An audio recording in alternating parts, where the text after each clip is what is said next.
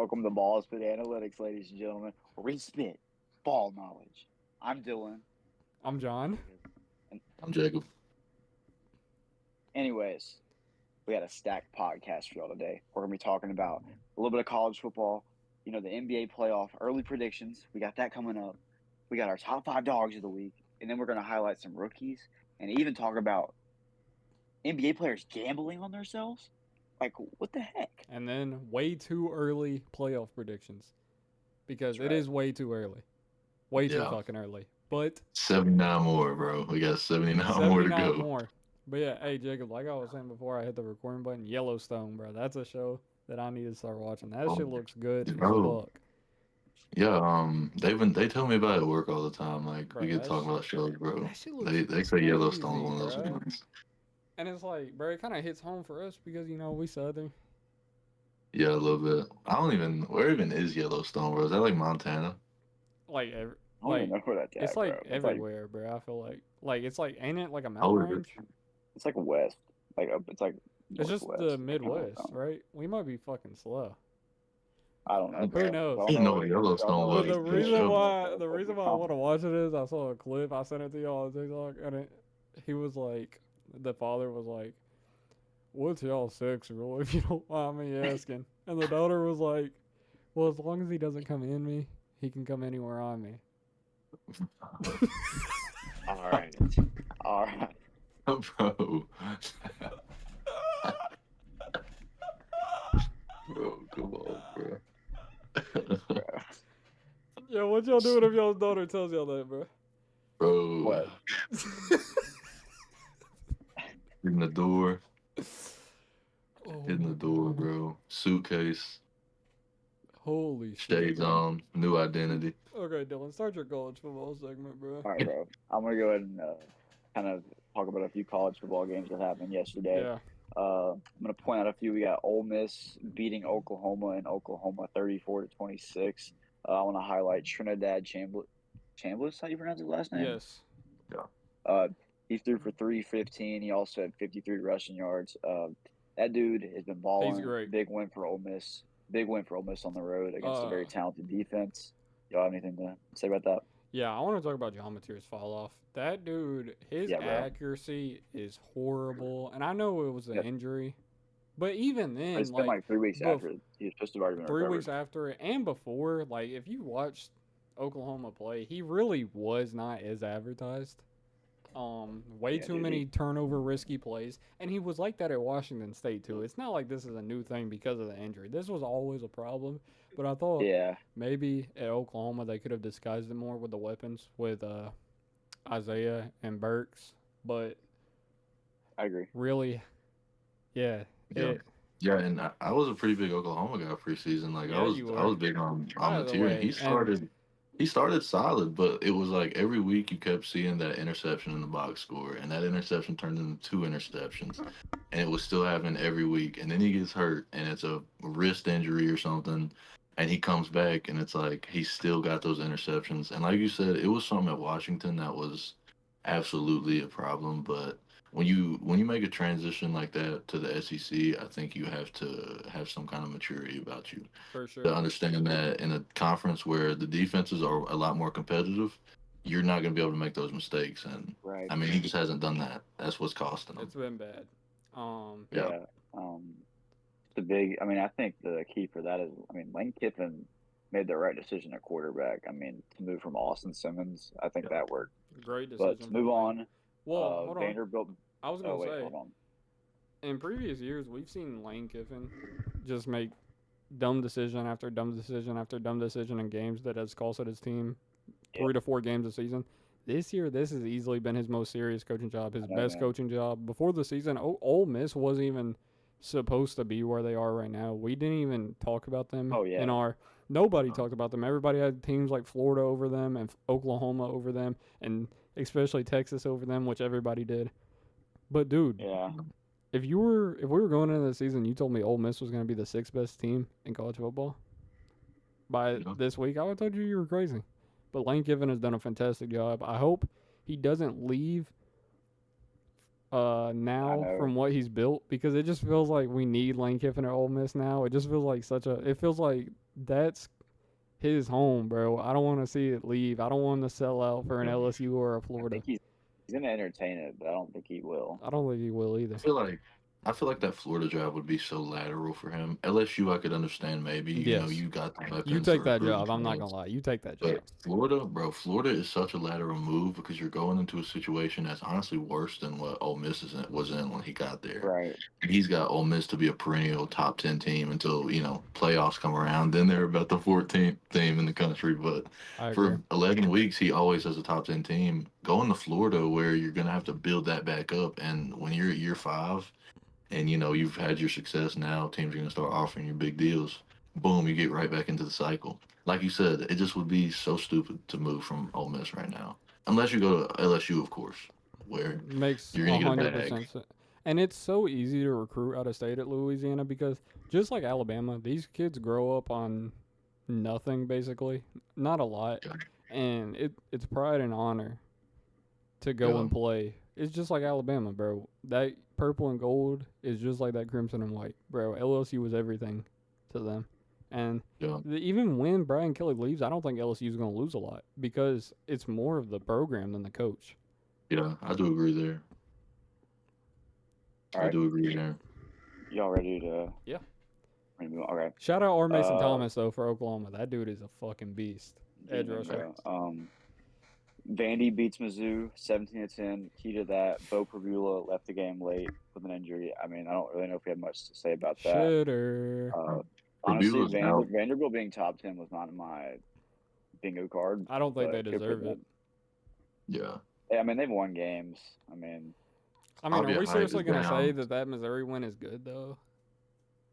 Missouri's a good team. They got a good defense. No, but They do have good with Bo Obviously- going out, like, is that really like?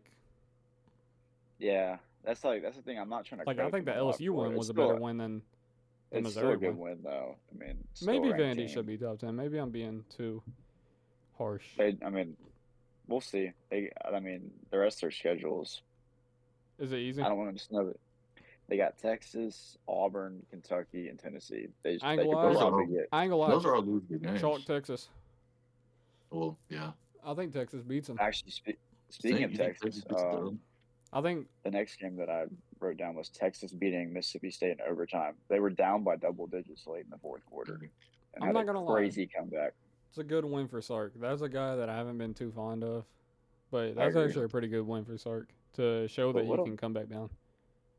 What a fall off for Mississippi State, man. They literally started the year off 4-0, and they've been in these close games late. They lost to Florida. Yeah, That super was a close terrible games. loss. Tennessee. Lost a close one to Tennessee, man. That one. I To thought be they were fair, gonna I'm not actually gonna lie. pull They that got one off. owed in that one. And I Yeah, honestly do got to give Mississippi State a little bit of credit there. Their starter is the backup at LSU right now, and yeah. their only star is the star at Texas A&M currently. So they lost a lot this last offseason, and so I do think it is kind of Jeff testament Levy's done a to phenomenal job. Yeah. They Oh, shouldn't yeah, even they've be in that improved. position. They've improved Literally so should much. not be Like, in that offense position. Run. That offensive Like the run. fact that I'm sorry if you like ever see this clip, Blake Shapen, but I mean, let's keep it a buck, man. That offense should not look like it does, and Jeff Levy's Yeah. cooking. Yeah. I mean, bro, that was a career game for Shout out Shapen, Fluff so- Bothwell. We knew if you watch South Alabama ball, you thanks. knew he was gonna be a Thanks, bro. demon. That's right. Makes me so happy, bro. Dude. What's our next one, Dylan? And then this one I thought was insane. I mean, Texas A&M went into Baton Rouge and absolutely murdered LSU to the Yeah. point where they fired No, Brian Kelly. that's a 49-25. statement. That's a Oh, yeah. statement. I don't I know if honestly- it's the loss that really got Brian Kelly fired. I wouldn't say all that. I think it's No more one of the has ever done relationship that. with his players. Like I've not seen an LSU team just get absolutely dismantled like that. Brother, I've I seen mean, brother, we've Yeah, I've seen seen it. Alabama did it. Brother, I've we've seen it. Like not like obviously LSU was 25, but they got a late touchdown late that doesn't count. But it was pretty freaking ugly. You Yeah. remember Smitty on Derek Stingley in Baton Rouge? We've seen it, brother. Well, but Oof.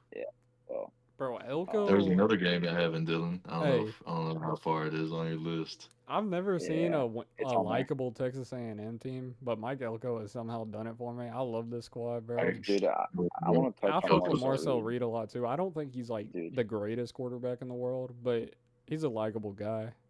He's he a can win you stand-up guy. games.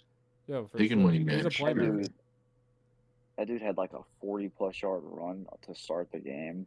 Oh, can we talk Yep. about that juke Insane. into the end zone? Dude, That that shit juke, was Bro, fucking oh, that was clean. nasty, bro. That was so nasty, bro. He's cold, bro. I mean, I do think the arm talent He had a is terrible interception though in the end zone. That shit was yeah. disgusting.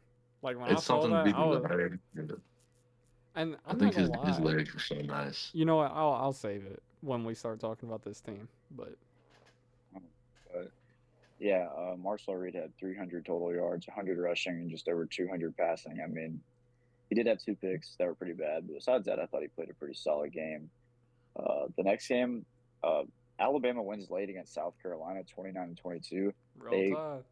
picked up probably one of the most crucial fumbles late in the fourth quarter, which you don't want to do for South Carolina's standpoint. But they ended up sneaking out a win and a game that I figured would be a trap game, but I didn't expect it Everybody to be. said it. That's why I don't want people to say that this is a bad win just looking at the records. Everybody, literally Um, everybody said South Carolina was trapping us. And Ty Simpson got the team together. We broke out that fucking box. Shout out Kane Womack for the adjustments that he can make in a game, bro. It's Oh yeah. insane to see. Yeah.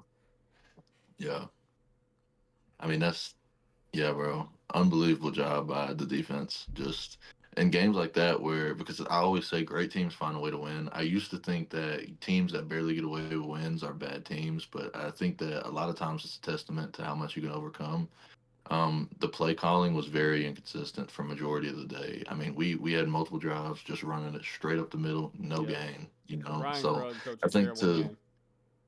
to overcome as players to be able to overcome play calling like that, to be able to overcome some of the calls that were going on, like I think that is more of a testament to great teams find a way to win games, and Says a that's lot, what man. happened.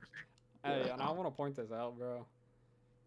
I'm just gonna make an early prediction. That SEC championship game will in fact be Alabama versus Ole Miss, and you want to know why? And it's because Ty Simpson and Trinidad Chambliss are the two best quarterbacks in the SEC, and that's what it's gonna come down Absolutely, to: SEC play or quarterback play. That's what it absolutely. will come down to in a stacked SEC. Who are the best quarterbacks? Who are the quarterbacks that are gonna go out there and win their team games? And I'm not gonna lie, I'm gonna go ahead and say it. If Trinidad Chambliss played the games at the start of the season, he'd be number one in the Heisman race. Dude, he's Yeah, averaging 400 fucking yards a game. I What the do agree fuck? there. What the He's running fuck? Lane's offense the best I think we might have ever Better than seen a Dart. quarterback. Better than Dart. Oh, by far. Better I than mean, Corral. he's running it better right now than I don't know if we really remember how good Matt Corral was at the peak of Lane's offense. No, you're right. He is running it to that level in 2020. Like, Dude, he's doing his and he's thing, bro. competing with this trash ass defensive coordinator, Pete Golding. Like, he's Bro, doing all this with Pete Golding. we know too much about Sabotaging him. Bro. himself, bruh. We know too much, bro. That Ole Miss defense is atrocious, dude. Yeah. So Dylan, what did you have any more games? I can touch on this last one, but I want to make one more point. South Carolina, I do believe it's better than their record, I agree. so I do think that, Yeah, that's a good win for y'all on yeah, the road. I believe that. They've had like a similar situation to where they're losing games that they could win easily, like all. I mean, but now I'm gonna touch on my team finally got a win. We beat the Uh-oh. Razorbacks. Man, Honestly, Yes. Auburn fans shouldn't be happy about that. That I'm just just kept gonna Hugh make Freeze's job. just a quick that little is thing true, on it. bro. That's why I'm We happy. finally benched Jackson Arnold for Ashton Daniels. I thought he ran the offense way better, way better. He actually moved his head around and saw the pressure coming around Definitely a better like the passer. corner. But anyways, oh, and then Rashawn Pleasant had 2 interceptions. He's great. Yeah. Basically, like we had 4 straight drives of turnovers for the defense, which is No, you need to insane. highlight But Xavier Atkins. That dude is good demon, top bro. 5 linebacker in college football. And he's probably not Atkins 5. so good. He's probably 4. All right, now what do y'all want to talk about, fellas? Is it Yeah. Oh, I actually wanted to ask you one more Oh thing, yeah. Dylan. I wanted to ask you one more thing about the Ashton Daniels Arnold QB switch. It's not even a troll. I'm being dead serious too. Do you feel more confident? Because I do genuinely believe that Ashton Daniels is a levels better passer than Arnold, but that's only because Arnold is so bad as a passer. Yeah. But where you lose there, Arnold has better feet. He can run the ball a little bit better. But what does it matter when you know he can't get the ball to a receiver? Like, do you feel more confident knowing that maybe Ashton Daniels, with the weapons y'all have, can at least get the ball in a position to be caught and made a play? Because that's Arnold's problem. He can't even put it in position to make a play. Like, There was a throw in that game where he just threw it up to Eric Singleton, and I was talking to someone about it. I was like, the problem with Jackson Arnold is he's never had receivers, but now he has receivers, but he's not having the confidence to put the ball just in front of them to where they can make a play. And you have Brother, it ain't receivers a like that, they confidence don't. thing. It doesn't even have to be that accurate. It just has to be in their vicinity to where they can go and make a football play. yeah, And we put Ashton Daniels in the game. It was either his first or second drive. He just chunks it out to Eric Singleton. What happens? He makes a play. yeah. Brother, But that shit ain't confidence. That brother is dog meat. He is fucking trash. Jackson Arnold's just not good. Don't say confidence. He's just not good. Let's keep it a buck. So Dylan, where would you put, as a Bama fan? I'm just curious. Where would you put on the temperature right now? Like, what is Auburn's temperature, bro? Like, is Hugh pretty good. Freeze? Is it looking gloomy for Mister Freeze, bro? Bro, The that freeze Um, with cheese, bro. Is that out of Jackson? Are we out with the freeze with cheese, bro?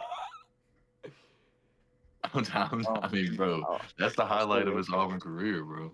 I'll say this. Third, our athletic director's gonna let him finish the year just to see what he does because it's the way he's just been recruiting. They don't want to just get rid of him because what if he just finished the season 8-4 and we win a bowl game?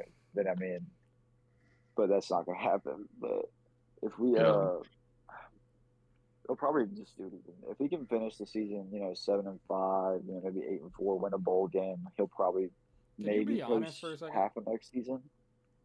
I'm gonna ask But you. Well, I'm gonna say this. It don't matter if he make a damn bowl game. If he beats Alabama, he's gonna keep his job. Let's yeah. keep it a That's what I no, fucking was about buck. to that's ask. just That's Do y'all y'all because think Super that? Bowl. Y'all don't give a damn they about that bowl game. Y'all give a damn about the Iron Bowl. Yeah, haven't Let's won keep it it a buck, in bro. 6 years. That's y'all Super Bowl, bro. And that's fine. The Iron Bowl means more than the shitty ass bowl game that y'all are gonna make. The fucking The Tostitos Bowl, whatever Birmingham the fuck Bowl. it's gonna be. nice. Motherfuckers gonna be Birmingham Bowl, sixth appearance in motherfuckers gonna be in the 20 damn years. Go Daddy Go Bowl and shit versus fucking UTSA. Like, I You mean, little bro, about Malachi Nelson and shit, bro.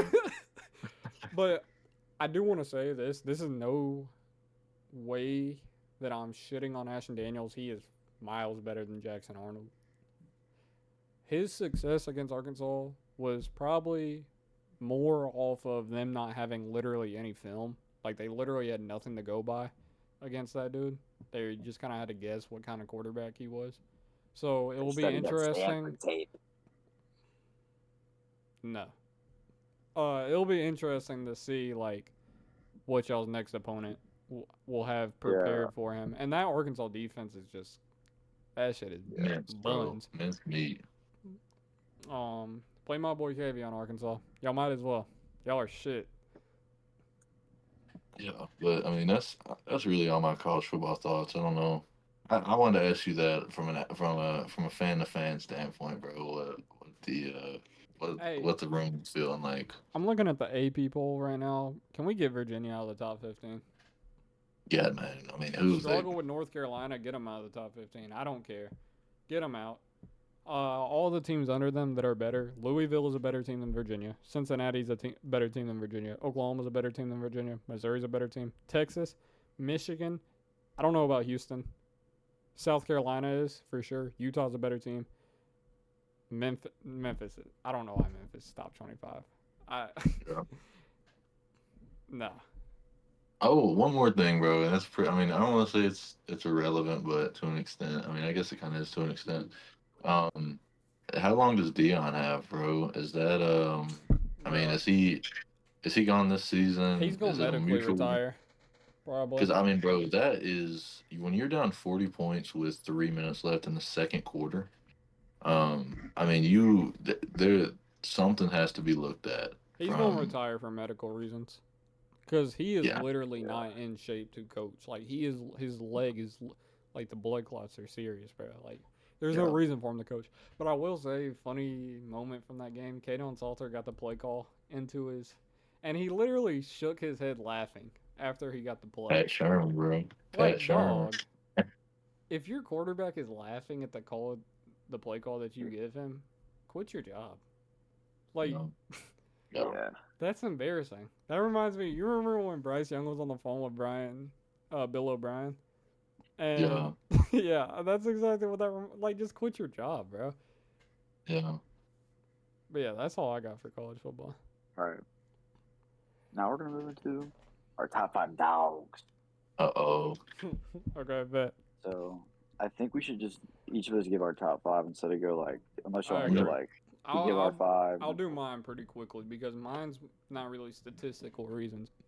Number Okay, one go ahead, dog go of the first. week, Justin Jefferson, linebacker for Alabama, played a phenomenal game in coverage, and he had a few assisted plays. He literally assisted the pick six. He helped the guy get on his feet to run it into the end zone. So shout out Justin Sean Jefferson. Jones, heads up. Yep.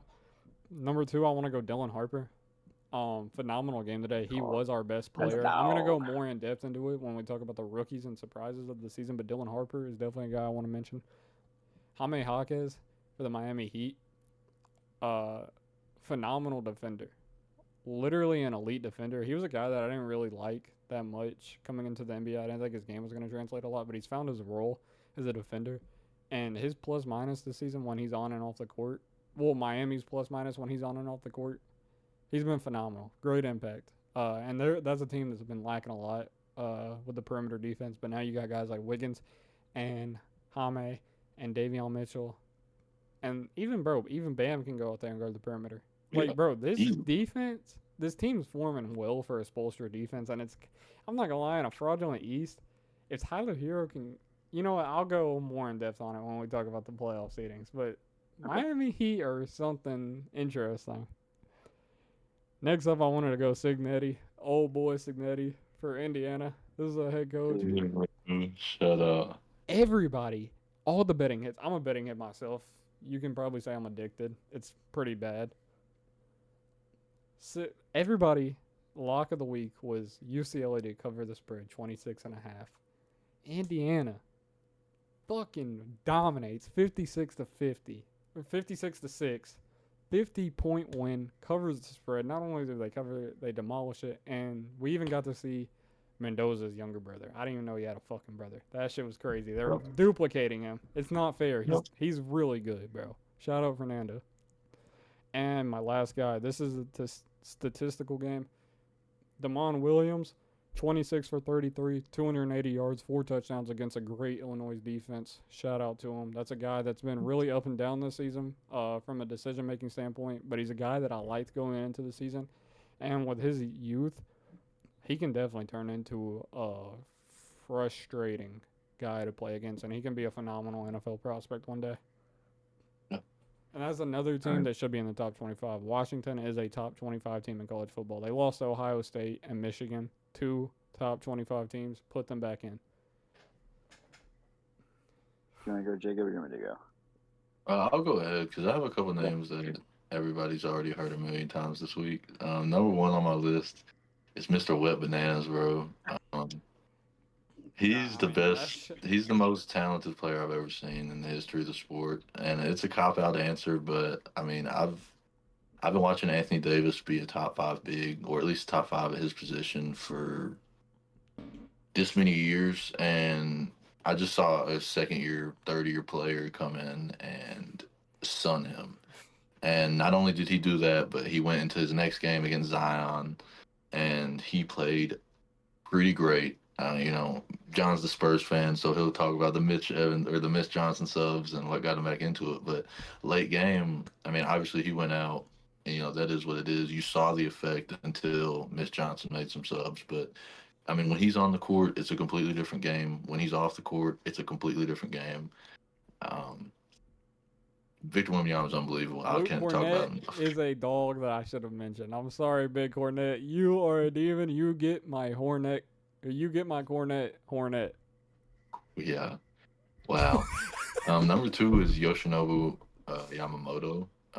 He went a complete shutout, down 1-0 in the World Series. Only allowed one earned run, had 8 strikeouts. One of the best World Series performances we've seen last couple years.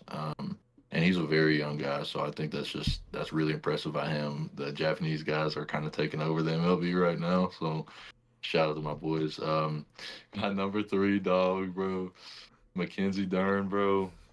If you know, you know. Get on Twitter, bro. She got a wagon. Number 4, number 4, bro. We got Cedric Coward, bro. Rookie for the Grizzlies. We'll get into that a little bit more, his impact, but I mean, he's been phenomenal. 27 the other night, missed 4 shots, 6 for 6 from 3, 6 assists, 4 rebounds. Guy's unbelievable. And then my last one is Drew Mestamaker. Damn. 607 or something, 608. 608 4 touchdowns. passing yards. 4 touchdowns. Yeah. Yeah. That doesn't even need any more words. 600 yards in the game. Yeah, that's all I gotta say. I would like to say, it's blatantly obvious that him and his head coach Eric Morris are going to Oklahoma State. Oh, you think it's OSU? Yes. Okay. I don't. What do you think? I haven't had any guesses. So I would throw a second mortgage on the fact that it will be Oklahoma State. Actually, I do think they go together, though. I think they go together. I see people saying that he's going to go to Indiana. No, he's going with Eric Morris. Yeah, but that's my 5, bro. Shout out Mackenzie Dern, by the way, bro. Damn. All right. My top 5 dogs of the week. Number 1, I got Wemby versus the Mavs. 40 points, 15 rebounds. I cannot explain the feeling that I got when I watched him get a and 1 reverse dunk. Holy shit, dude.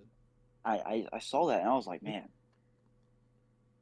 I'm not going to describe what I was feeling. Anyways, number 2, I got Jahmyr Gibbs versus the Tampa Bay Buccaneers. 222 total yards and 3 touchdowns. That is freaking greatness right there. That's kind of something I forgot about. Yeah. Like that dude. I forgot about that too. That was dominant. That dude is the definition of a multi-threat athlete. Best running back in the league? He's definitely in that conversation. I know Bijan had a stinker, but it's as a receiving back, man. I mean, dude, he had some very explosive runs. I don't have the specific of yardage of the explosive runs, but I know he had a few. He had a huge run for a touchdown. I remember a big one. Yeah, it was 74 yards. Yeah. And then number 3, I got Jordan Love. He actually just got done playing. 29 for 37, 360 yards, 3 touchdowns. That dude had 20 straight completions. Yeah. That is the best.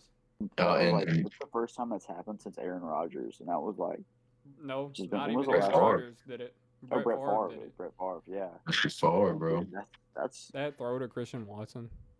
Yeah, that was what I was about to mention. The fact that he had 20 straight and one of those throws was what it was. I mean, we got to start calling this man. We need to talk about the difficulty of that throw. He is literally rolling to his right, and it got completed to the left, and he threw it off of 1 foot, and Watson barely even had to stop. What the fuck? Over the defender's fingertips, bro. What literally the fingertips. Fuck is that? I mean, dude, we've got to start having elite combos. That's why I wanted to put him there. Number 4, he actually got done playing today too. Austin Reeves dropped a 51 burger and a triple-double, bro. Who would have had that on your typical Kings Sunday defense? Night? A Sunday night bingo card. You have Austin Reeves dropping 51 points. If it ain't Keon Ellis, the play's not getting made. I mean, you got DeMar DeRozan and Sabonis. Bro. Okay, yeah. He didn't play, though, I don't think. I don't think. If DeMar and Levine and Sabonis are on the court together, you can imagine 130 points put up on that. Oh, yeah. Number 5, I put Rashawn Pleasant because he had 2 interceptions for the Auburn Tigers to get that W. And one of them was a pick 6, so. Yep. We love to see it. Nice. That's a good list. Everybody had a good list. Thank you. All right, now we're going to get into biggest surprises and best rookies of the NBA season. somebody can start this conversation, and then we can just I can start it flow off of it. if you want. Honestly, bro, I think we have to start this with BJ Edgecombe, bro. I mean, dude, that's one of the craziest starts I've ever seen from a rookie. He dropped over 30 in his debut game. Mm-hmm. I mean, that dude's averaging 24.5 points and 6.5 rebounds to start the year. I mean, he's already just starting off with a bang. I mean, you can't deny that. Yeah. And the 76ers have been looking for a guy that can score with Maxey since Joel just, he's still dealing with the process, bro. He's still figuring it out. So, I mean, and you got Paul George. I don't know what he's doing anymore. I'm sure he's designing shoes and not playing basketball good Dude. enough anymore. He's filming a pod I right mean, now, bro. bro. He's doing the same shit we do, bro. We got the same job as Paul George, bro. Yo, chill, bro. I want to get Paul George on here one day, Jacob. I don't.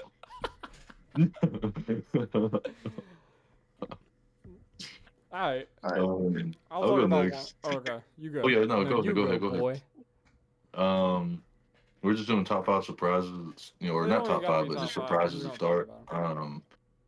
One team I'm kind of surprised that they're not as bad as I thought they would be is the Bucks. I tried And it to is tell still people. early. It's still early, so 60 games, and we're gonna probably look at them a little different. But this is a roster that's constructed horribly. You take off Giannis. If Giannis gets hurt, this might be close to one of the worst rosters in basketball. I mean, better than the Nets for sure. Probably better than the healthy Suns. But there's a lot of young teams that aren't performing well Hey, don't that I sleep would on take. Cole Anthony, bro. Don't sleep on Cole Anthony, my dog. I am. I'm pretty asleep, dog. But shout out Cole Anthony, though. I do think that he can maybe carve out a bigger role, but it's just like, what is the ceiling really? But anyway, I do think that this Bucks team is performing a lot better than people think. I don't think Miles Turner was the fit, but he is a multifaceted skill set kind of guy, especially at the big spot, which is always useful, regardless of what all abilities you have. When you're multifaceted as a big, it benefits your team. And I think that they will figure out a way to successfully pair him and Giannis and get productive lineups out of that. But I think right now it looks really strange, and they're still winning basketball games. So you have to give credit to when the team is trying to figure something out and can win basketball games. I'm On the not gonna flip lie. side, oh, go ahead, finish. You gotta Go ahead. give credit to Doc Rivers. I ain't gonna lie. He's actually doing a great Yeah. job right now. Yeah, I agree. He's getting AJ Green super involved. He is Yes. getting AJ Green super involved. Yeah. And AJ Green is a guy that you don't look at it on paper and say, man, this guy can make a huge difference. But when he goes off of that fifth screen and he's 5 for 7 from the 3-point line, and he's got 15 points and they're up 9, and you don't know how it happened. That's the guy you're looking at like, shit, he's killing us. Obviously, Giannis is giving you 40, probably 15 boards, 8 assists. But when the AJ Greens of the world, when the Gary Trent Juniors, when they are open off of those screens, they're hitting in their spots. Yeah. I mean, that's a really dangerous team when you have a force like Giannis. Yeah. So that's all I got on the Bucks right now, though. All right. I'll go next. I actually agree with you a lot, and that is a team that I bought stock into like right as soon as the season started. I think I talked to you about it. I am super impressed, and I think getting rid of Brooke Lopez, that's what made me get stock. Brooke Lopez is just not that guy, and he's just not good. Great, bro. When you watched that last playoff series that they had against the Pacers, you knew Brooke Lopez, his time was done on that team. He literally got played off of the floor in all 5 games. I think Bucks did end up game 1 because Giannis is just Giannis. He literally got played off the floor in all 5 games. He is trash, and I don't think Miles Turner fits that well next to Giannis, but it's better than Brooke Lopez. And that's all that matters because Brooke Lopez was genuinely awful. But I want to talk about another Eastern Conference team, the Orlando Magic, and I'm panning it to. I gotta put some blame on somebody because they are top 6 in defense, top 6 in pace, which I'm a really big pace guy, as Jacob knows. But they are 26 in offense, and that is because their number 1 overall pick, Paulo Banchero, has not taken the maturity jump. And what I mean by maturity, he had a very blatant problem his first 3 seasons, an efficiency problem.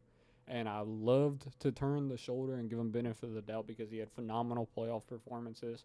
And he was still finding ways to get that offense to the playoffs because of his scoring ability, with guys like Franz going down, never having a real point guard. But now we get into this fourth season, and his number one trait, his strength, has been getting countered every single possession. Teams are finding out how to deal with his strength. And his shot selection is looking terrible, literally awful.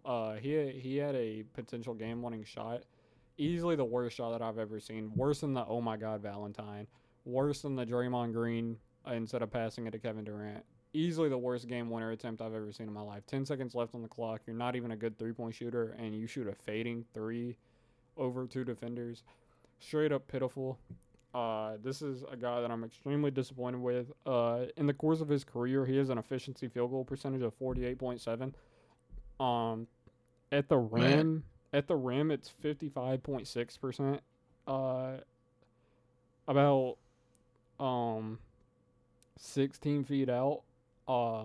At the free throw line, it's 40%. Left elbow, it's 29%. Mid range left corner, it's 40%. Right elbow, it's 41%, which is his hottest zone. And the short right corner is at 38%. And I'm not even going to get into the 3-point percentages because we know Paulo is a guy that can attack the mid range. And it's just inefficient. And this is kind of a reason why he never really is just, it's just hard to take him serious when he just cannot get over that efficiency jump. And I think it's crazy that people are just now finding out about this. Like, people are just now highlighting this. This has always been an issue. And I think it's crazy that a lot of players like get just absolutely shit on for their efficiencies and their shot selection. But then Paulo was a guy that never really got brought up. Yeah. But shout out Franz Wagner because his 3-point shot is back. It's his team. Yeah. It's his offense. I don't care. I think Franz is overtaking Paulo. I don't care. I do. Let me. I'm gonna add on to that, Franz, but I'm gonna let Dylan, since Dylan is our Magic expert. I'm gonna let Dylan give his thoughts, but I do want to talk about the Franz and the Paulo disparity. Although it has been 3 games, I think there's a lot to highlight that people would be surprised about. There's a clear difference. Go ahead, though, Dylan. So the first thing I want to highlight is the fact that our offense is actually running plays, which is a good thing when your offense actually runs plays instead of everyone just picking a side of the 3-point line and just standing there. Yes. We're actually running an offense and we're getting open guys, and they're finding players that are hitting down shots. One of those guys I want to point out is returning from injury. Jalen Suggs is shooting a 83% field goal percentage. Bang. In his games that he's played, and he's scored over double digits in both of those. So he's been shooting the ball on fire. So I'm glad to see that. He also, I believe he's really taken the step into the number 1 role as the point guard. I think he is a better guard when he has a better 2 at his side instead of KCP. Him having Desmond Bane, I feel like puts him in a more comfortable situation as the point guard. But the problem with this offense is the fact when you run a good offense and run good plays, and then you have a guy like Paulo Banchero with 10 seconds on the shot clock, let's just go shoot a fading 3. Oh, we're down. Yeah, pitiful. Or whenever we're running an offensive play and we pass him the ball, and he just decides, if I have a guy on me that's like, about 2 inches taller than me, let me just shoot a mid-range on top of him and just cry about a foul when he blocked it right in my freaking face. Paulo cries a lot. Cry. He cries a lot. And the problem with him that I've noticed is the fact that he just tries to draw fouls instead of trying to make the shot. If it's not a good shot, then not take it. And it's like, I think he'll figure it out later in the year because he doesn't have many instances, in my opinion, where he just plays a back-to-back bad games. I think he will figure it out. But he definitely needs to get his shot selection fixed because it's costing us a lot of points. Also, Tristan De Silva, by the way, he took that step. Oh my gosh, phenomenal. Yeah. I agree with pretty much everything y'all said. Wendell Carter's looked really good too. Oh yeah, well, yeah, he has. He's looked. These have been his best minutes in the Magic jersey. Back to his rookie season, like he's aggressive again. Like Yeah, best minutes in the Magic jersey for sure. I agree with pretty much everything y'all said. I think there's a when you watch the Orlando Magic, you can tell that the talent is there, but the fluidness is not. And I think that has a lot to do with your number one option being Paolo. I just want to highlight some stuff. Y'all know I'm big on off guys. Um, so Paolo's rookie year, 2022 to 2023, he was adding about 2.8 points per possession, right around the 77th percentile. And his free throw rate was about 84th percentile at about plus 2.9. So we're going to round up to three.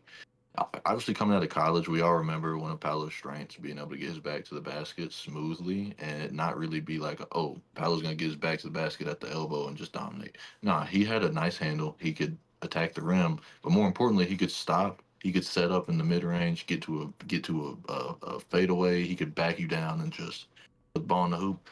One thing that's happened in the NBA every year more and more since he's been this number one option type guy is defenses are collapsing on him. Not similar to how like a Raptors 2019 Kawhi or Giannis where a boxing one, but when you see Paolo get the ball within the free throw line, within 12, 14 feet, you kind of see the defense keeping an eye like, okay, we know this guy's big, we know this guy's strong. We can switch one of our bigger guys onto him, which will slow him down, or we can have him boom, boom, beat up on the other guy. He doesn't recognize the help side, which we see so many young guys do. That's a stop. So in terms of the stats, in 3 games this season for the Orlando Magic, Paolo is in the zero, the bottom, very bottom of the league in points per possession. He is at the very bottom of the league in effective field goal percentage. Um, and that's on the offensive side of the ball. His free throw rate sky high. So everything Dylan just said, 100%. He is baiting. He is trying to get to the line, and I do think that Paolo is at his best when he can get some contact with his finishes, getting in one Yeah. here, getting in one there. I do think that he is thriving at those points, but when he's looking for that, it's his worst. Another thing I'd like to highlight about it, because Paolo's 6'9", 6'10", he is zero, which he's never been some elite level offensive rebounder. He is one of the worst offensive rebounders currently in the league by his on-off advanced numbers. He's in the 0 percentile for that. On the flip side of that, I want to talk about Franz. Y'all mentioned Franz and how well he's doing, and I'm I have so another happy thing for him. that's a testament to the Magic offense right now. This season, Franz is in the 100th percentile. Now, obviously, 3 games in, so stats are a little bit skewed. We'll see these kind of start to even out around the 40-ish game mark. But right now, for effective field goal percentage, Franz is in the 100th percentile. He has been one of the best scorers in the league to start the year. Efficiency, shots he's taken, everything he's doing. Um, One thing about the Magic that I think is a testament to how bad the offense has been. The Magic are, with Franz doing what he's doing, the Magic are putting out about the same output they did last year over the course of 82 games. And granted, you look at that and you say, okay, that is over the course of 82 games of the Magic developing. So what your offense overall was for 82 games, what you developed into, y'all are at that same pace right now, 3 games in. Now, when you add a guy like Desmond Bain, who's top of his position, at that, you have a guy like Paolo, who's in his 4th year, and he's trying to develop Franz, who's young. You can get away with that the first 3 games of the season, but when it's game 40, when it's game 50, and we come back to these stats, I just don't think you can be on the same pace because overreactions. That was my number one overreaction. Magic are going to these conference finals, or they're going to the finals. I still believe that, but I do think that some of these numbers are alarming, Yeah. um, especially when you consider about the long term of this team that has kind of Yeah. struggled with injuries here and there, and so. But I don't think it's time to sound the alarm or anything. No. I just think that Paolo does have glaring issues that it's not really being talked about. I feel like we Hey, should we should be talking about it. I'll make one Jamal more Mosley's point. actually done a good job too. Yeah, Oh, I agree, I would man. like to give Jamal Mosley a lot of credit too. He's a I'll guy make I was one more iffy point on, but he's Yeah, gonna about shut me up. Paulo.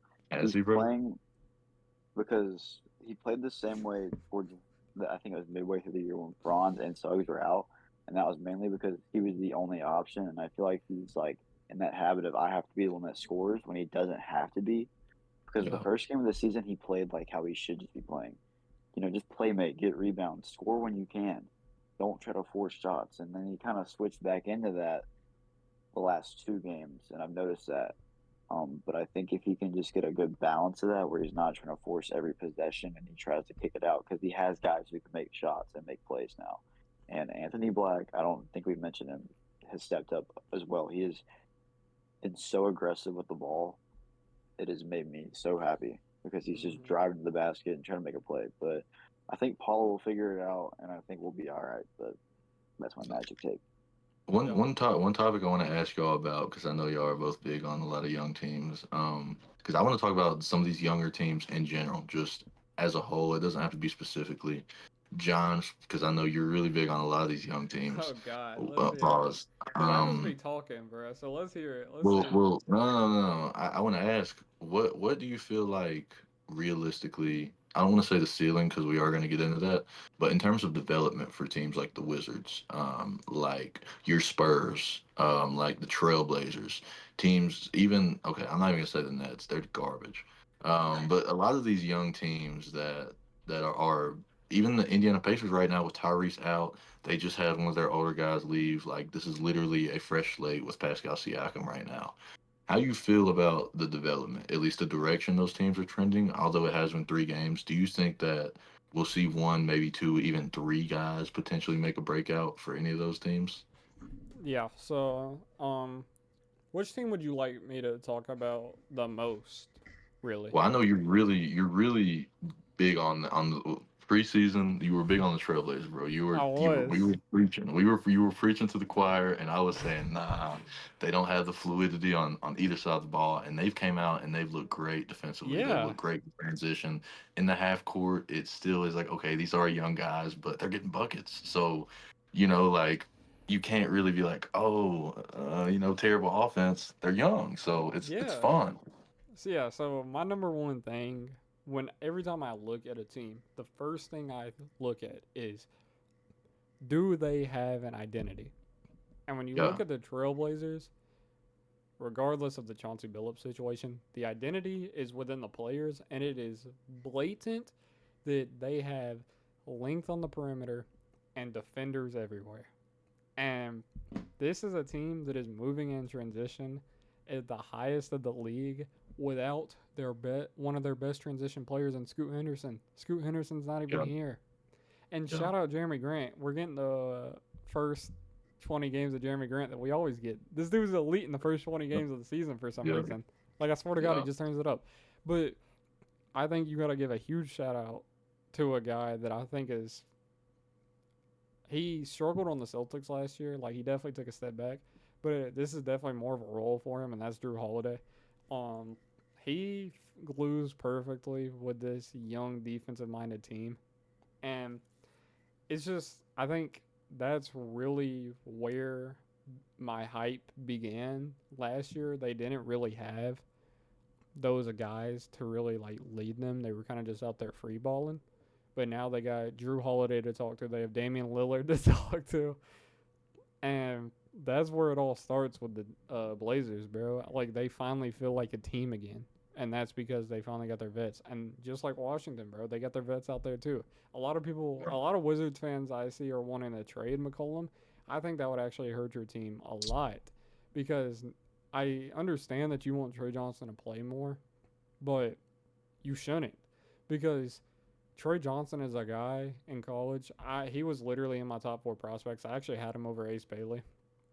Um, Trey Johnson is a guy that gets way too far ahead of himself sometimes, and with him coming off the bench, I've seen a way more level-headed Trey Johnson. He's sticking to the shots that he needs to take, and I think that is really because McCollum is ahead of him, kind of guiding him through his trajectory. And I think if you got rid of McCollum, that would kind of just ruin the blueprint that you're building right now. And with a young GM that they have, he is doing a fantastic job of rebounding from the Bradley Beal era. Um, and I'm super hype for what the Wizards can do because I also think that is a team with a blatant um, fuck, what's the word I said? Identity. Yes. Yeah. And bro, they just have scores everywhere. Keyshawn George is turning into a scorer, bro, and it's fucking Yeah. that dude is elite. He's on all star pace. Keyshawn George has Yeah. been great. And Yeah. Dude, I know you said fuck the demon. Nets, but the Nets showed me something today. Jordy Fernandez actually is building an identity over there. Bro, they are aggressive as shit. You wouldn't think so. And you wouldn't even think that they have glue guys. But dude, Zaire Williams and Noah Clowney are, bro, they're glue guys. Like they really Zion Williams. they set a foundation for that team. They trap like shit. Honestly, bro, they were as aggressive as the Pelicans were. And we were talking about how I said that the Pelicans are a bad matchup for everybody. I don't think the Nets are as bad of a matchup because their defense is just nowhere near as good.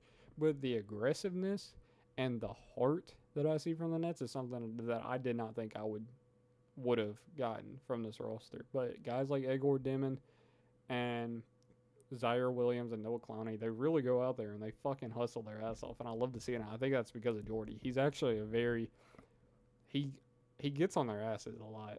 He really does. He's keeping them. This is a very young team, and he's keeping them level headed. So shout out Yeah. to Yeah. Jordy. I would like. I wanna talk about just for a quick second about CJ McCollum. Go back on that. I feel like I think you were right on point with that.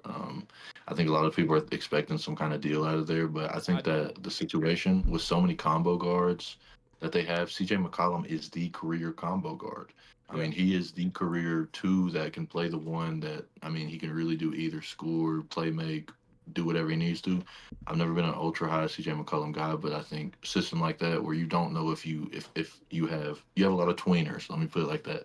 You have a lot of tweeners, guys like CJ McCollum, like Chris Milton, who's played a lot of 3, 4, even some two in bigger lineups. I think those are guys that you honestly keep.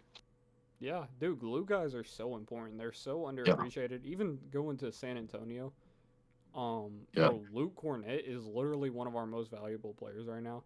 And we've even Mitch Johnson, bro, he is a badass, dude.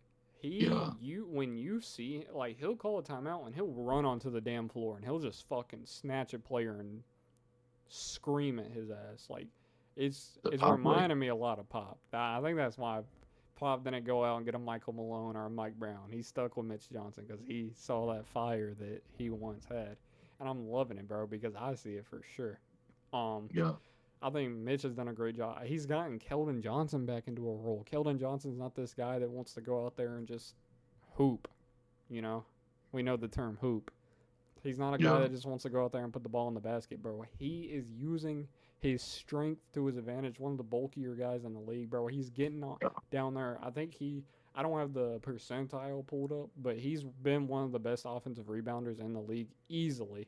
I can just tell you that off watching the games. Uh, Multiple putback scenarios that he's had. Corner three is back for sure from him. Keldon Johnson's been a great guy. Devin Vassell's back into just he's been phenomenal on defense. He has one of the highest plus minuses in the league, actually. Um, he's back to his defending role. He moves well off the ball. He's not just trying to shoot tough mid range pull ups. Like he's relocating, getting open threes, and it's his 3 point percentage is up from last season so far in the first 3 games, and that's because he's becoming an off ball guy now again instead of on ball. So yeah, glue guys really do you a favor. And the Spurs are missing a glue guy in Kelly Olynyk, who I think would have played a huge role in the Nets game today instead of letting that big collapse happen. Which, sorry, Bismack Biombo, but your days have kind of passed you. He was really rough today. He's kind of the reason for that collapse. When Wemby would go out, Nets, they went on runs. I can't lie. I think Olynyk would have stopped that more than Biombo could have, and Cornette definitely would have because we saw Cornette absolutely take over against the Pelicans. I think he had like yeah, 14 points, 12 rebounds. yeah. So, bro, these glue guys will do your team favors.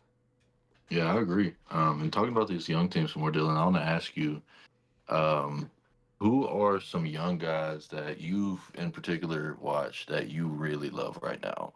It doesn't even have to necessarily be statistically who's the best. Just from your viewer standpoint, the type of basketball you enjoy, who are some of your favorite rookies right now to watch? Rookies.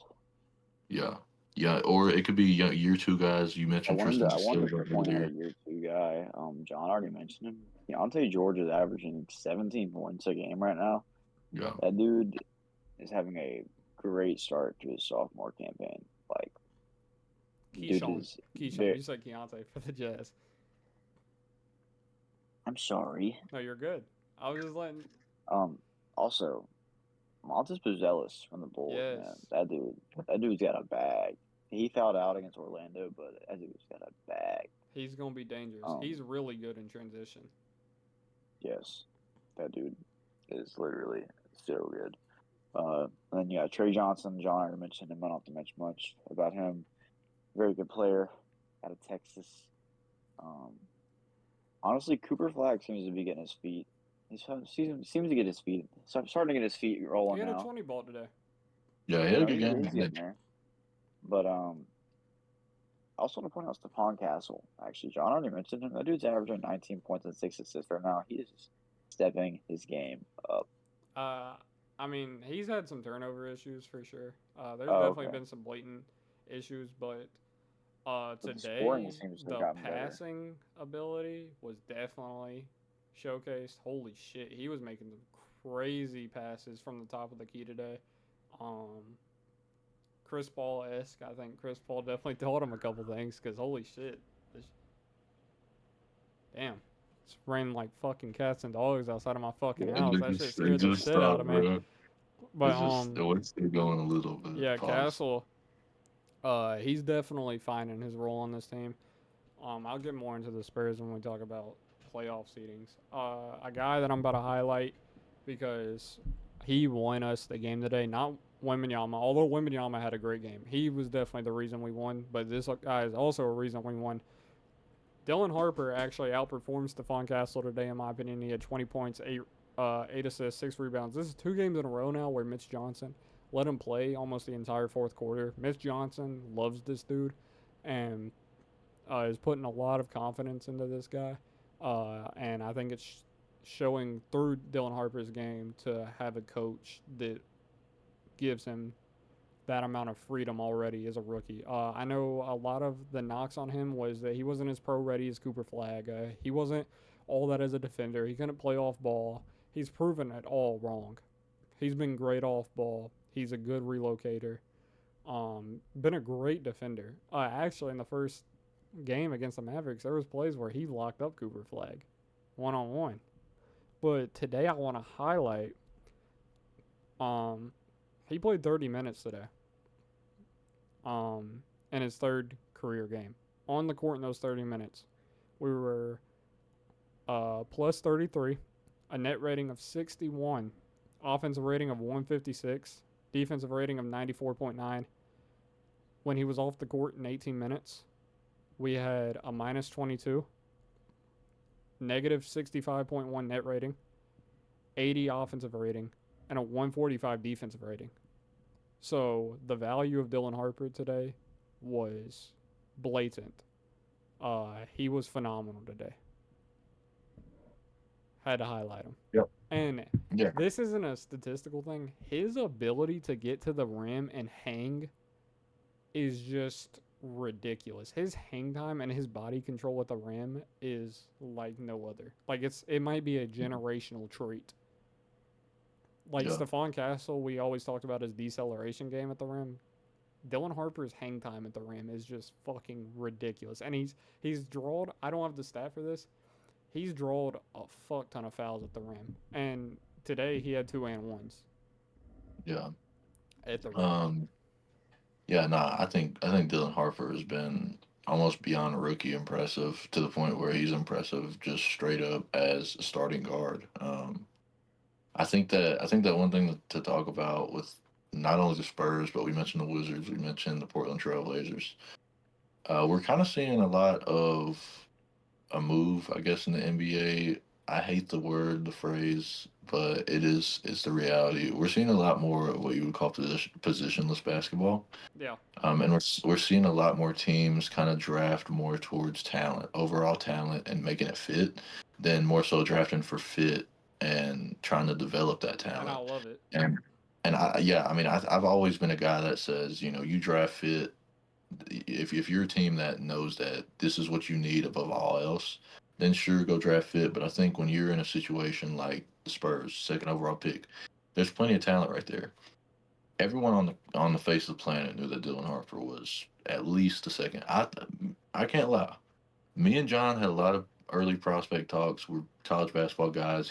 John's definitely more of a college basketball guy than I am. But when it gets to prospect time and we get to talking, I mean, we get deep. Pause. And Dylan Harper was a guy that from the She. beginning of the season to the end of it was one of our top guys. I mean, flat out, We were. arguably number one for a We majority of the yeah. We season. even said that there is not that large of a gap between him and Flag. We actually had them And on par with each other, and it's showing right now. And I think what Harper's doing as a guard, I think, is more impressive than what Flag's doing as a 3-4 ish, where he's played a little bit of one as well. And the Jason Kidd experiment. I think that what Harper's doing is more impressive personally. Not, but yeah, back to the way teams are building. I think this is a positive move for the NBA, because I think that you'll see the game developed even more than what it has been. Let's look at the Spurs real quick, for instance. Let's say that Fox comes back healthy and we get a starting lineup of maybe Fox, Castle, and Harrison Barnes. I'm drawing a blanket who the four. Sohan would be back at that point, and Wemby. If Harrison Barnes goes out and stinks it up and somehow can't fill his role as a defender and bail out, maybe make a crazy shot here and there or something, wide open corner guy. If Harrison Barnes can't fill his role there, I think that this is a team that could rock out easily with a Fox, Harper, Castle, Sohan, Wemby lineup because of that versatility. Shout And out that Julian Williams. Champagny. Oh man, that's a good shout out because that's a guy that goes a lot of the times under the radar. Great But player. yeah, I think that's a testament to just kind of the way that the league is moving, where a team like that can run three guys that are considered guards could be so dangerous. Where I mean, playoff basketball, deep playoff basketball. The Wizards are another team we talked about earlier. A lot of tweeners. I still don't really know if Alex Sarr is a 4 or 5, but I know that he can protect the rim when he's healthy and he's playing at his best. And I think that's dangerous. Let's talk about the Thunder as well when we talk about teams like this. The Thunder are built. I mean, they're probably the strangest built team in terms of dominance that And we've that's seen what in a won long them. time. That's what won them the championship. Bro, You can't match up with it. You can't match up with it. motherfucker, Jokic had no answer to Alex Caruso in the post. Yeah, That don't even sound like a real sentence.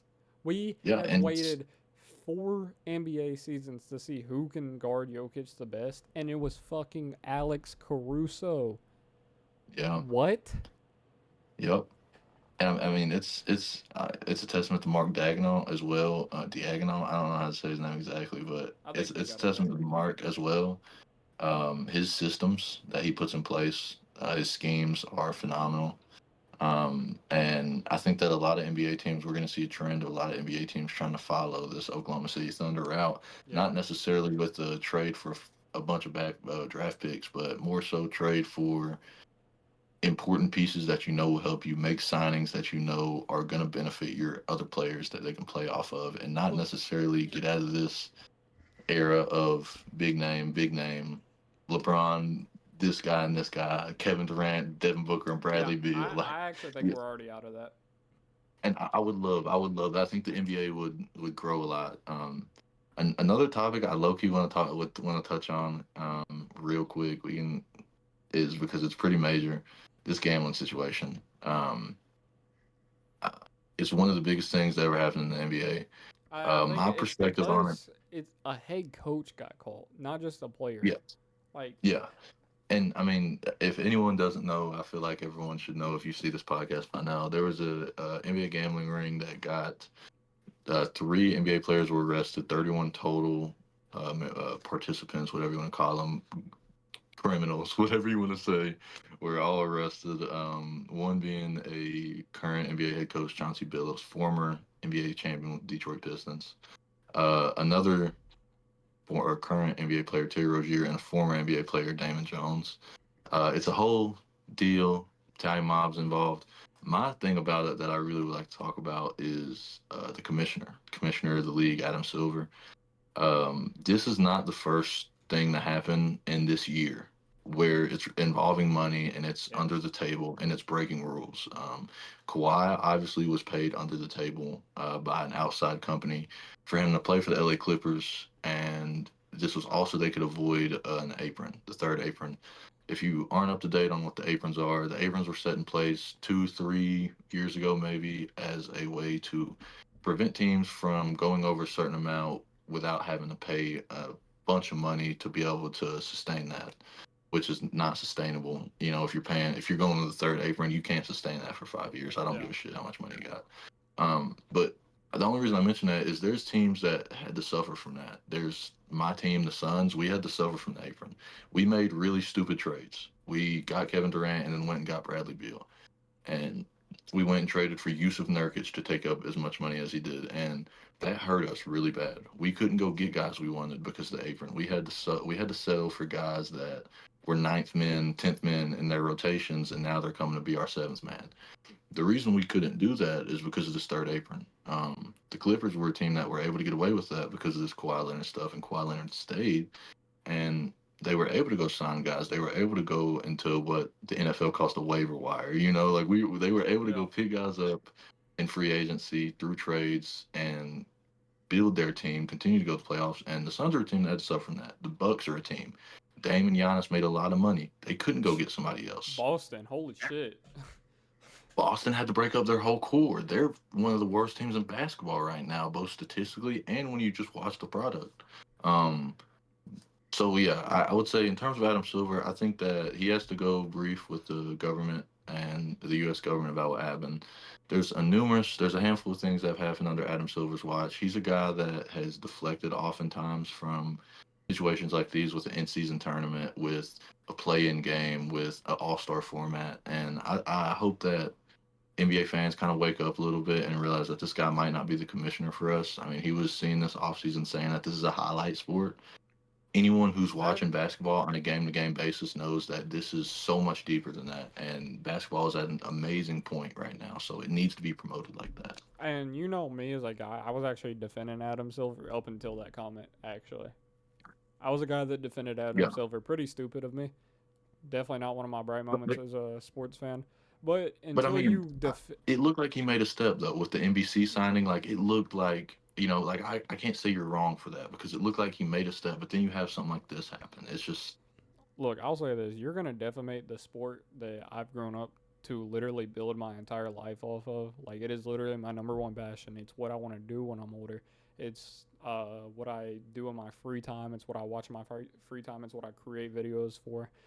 It's what I do research into. It's literally what I do school essays on basketball. And you're gonna sit there and tell the world that this sport is built only for highlights.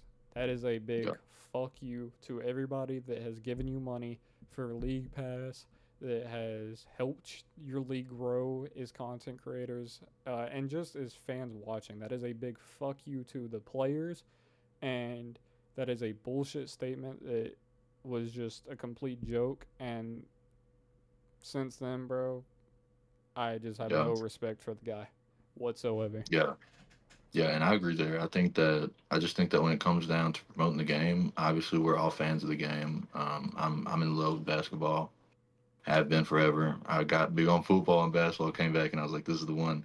I can't continue. I think to just really support the way Adam Silver runs the sport because I just it's don't at a think he has point any where it can. respect from the guys. Like literally, like Yeah, I think that's what it is. I don't think anybody. He don't really give like the boss. Like yeah. But yeah, I just want to touch on that a little bit. I don't know if you have any comments on it, Dylan. I know it's pretty crazy. So Um, but as a gambler myself, um, if I had the amount of money that those players and coaches have, I would not be betting that money on myself. Yeah.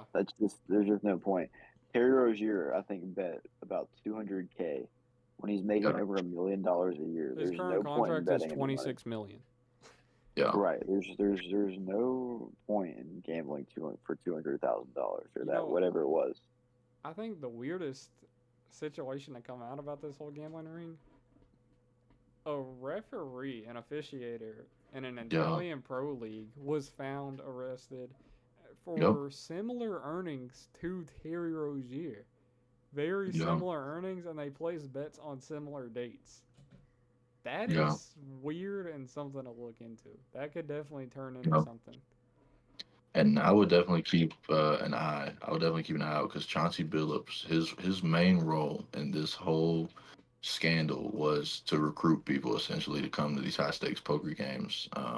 So, I think that there's definitely something that we don't know yet that's going to really drop a bombshell whenever it comes out. And Yeah.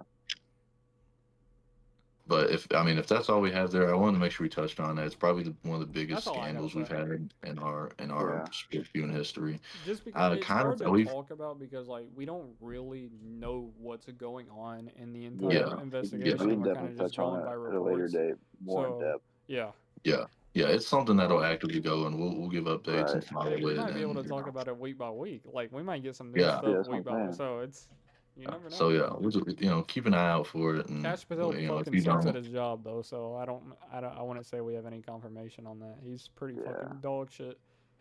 I think I would like to. We just talk about general NBA talk, but I would like to get into some of these playoff seedings too, bro. I'll let y'all go first because I do think we're All gonna right. have a lot of the top is gonna be similar, but I think our bottoms, pause, bottom seeding, playing games, and then last guys to make playoffs. I do think we're gonna be a lot different there. So So what do y'all All want to right. do? Do y'all just want to go I think we should just like all I could do just my go through one ours. seed, Dylan could do his one yeah, seed. Y'all don't do want to one do it like seed that? because I think we can do one. We could do one like each of us give our one seed just because I think we're gonna be Okay. a lot more in agreement there. Like just in All right. terms of where teams are gonna fall. So way too early predictions, by the way. Just want to point that out. This is gonna be titled "Way Too This Early is not like the Predictions." college football playoff predictions where we were like Yeah, this is everything about them was wrong. We gotta 3 redeem ourselves games. from that. That was bullshit. I definitely know way more about basketball and football, so I do think I'll redeem myself. My number one seed for the Western Conference is no other than the Oklahoma City Thunder. I say that because they have found ways to win double overtime games back to back. Tired as hell without their second option. They're just a team built for the regular season with the depth and youth that they have. Shout out guys like AJ Mitchell. And I think even like a guy like Chris Youngblood can come in on any given night and give you 15 just from the arc. Like they have the depth. They just have plug-in guys. Like Chris Youngblood could definitely do the Lou Dort role. Yeah. Oh yeah. And he actually does remind me of a guy like Lou Dort. Like they're both not pretty dribblers. They're both not that good at the rim, but they knock down that three and they'll give you aggression on defense. So I just Yeah. think they got too many plug-in guys to be successful in an 82 game season where we see teams, older teams like load manage. The Thunder don't Yeah. have to load manage. No. Go ahead. Give your East too. I guess we'll do one seed for both. Yeah. And my We, one Yeah. seed for the Eastern Conference is the New York Knicks. I don't think I gotta touch too much into it, but Mike Brown's pace with the offense, I just think is gonna be a lot for teams to handle in the regular season. So I Yeah. will be going Knicks number one, and I am a consistent Cavaliers hater, so I will be going the Knicks over the Cavaliers for that. go ahead. You want I'll me to go. go or you want to go, Jacob? Yeah. Go. I'll go last. All right. My number one out of the West is the same as John's, OKC. They basically brought back all their talent from last year, and SGA he's just getting better every time I watch him play. Literally. Yeah. Yeah. It's the reigning MVP, man. Out of the East, I got the Knicks. I mean, it's the same situation. They bring back a lot of talent. Their offense seems to have a lot more chemistry than it did last year. Shout out Tyler Kolek. Also, um, it's nice to have an efficient offense where you can have 4 to 5 guys scoring double digits every game. So I put the Knicks 6, at one. 7. Um, yeah, I would go. I'd go OKC. I mean, I don't. I don't have much else to say about it. They're the best. I mean, they've been the best team in the world for probably a year and a half, realistically. Shout out a lot of younger teams that are on the come up, but I mean, nobody's got the chemistry, nobody's got the fluidity. Mark is a great coach. Yeah, I don't have much to say. OKC is that's my number one team. In the East,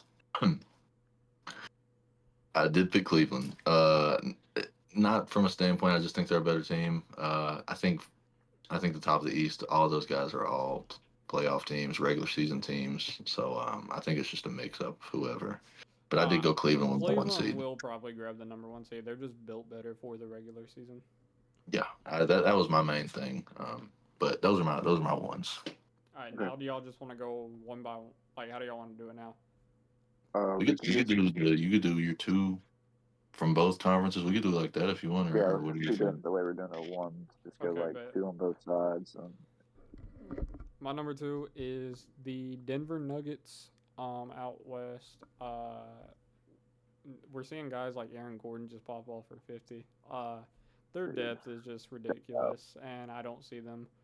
I just see them finishing as the 2 seed. I mean, Nikola Jokic isn't going to look like this fat slob that doesn't run on the court forever. So, Yeah.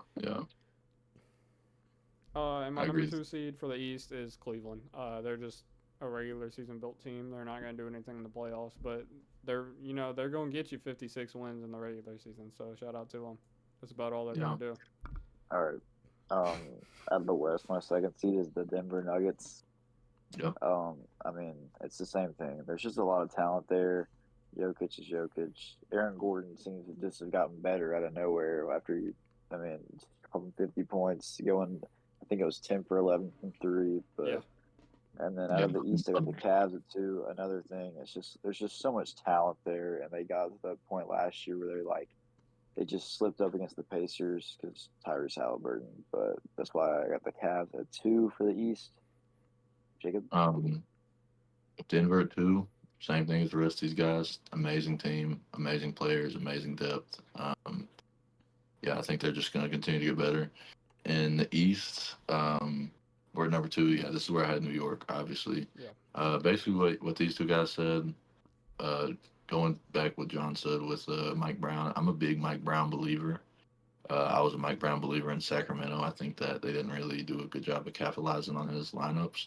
I think that Mike Brown even better, like it makes the team even better for the playoffs. Yeah. Whereas Tom Thibodeau, I don't really think that your ceiling is a conference champion with Tom Thibodeau.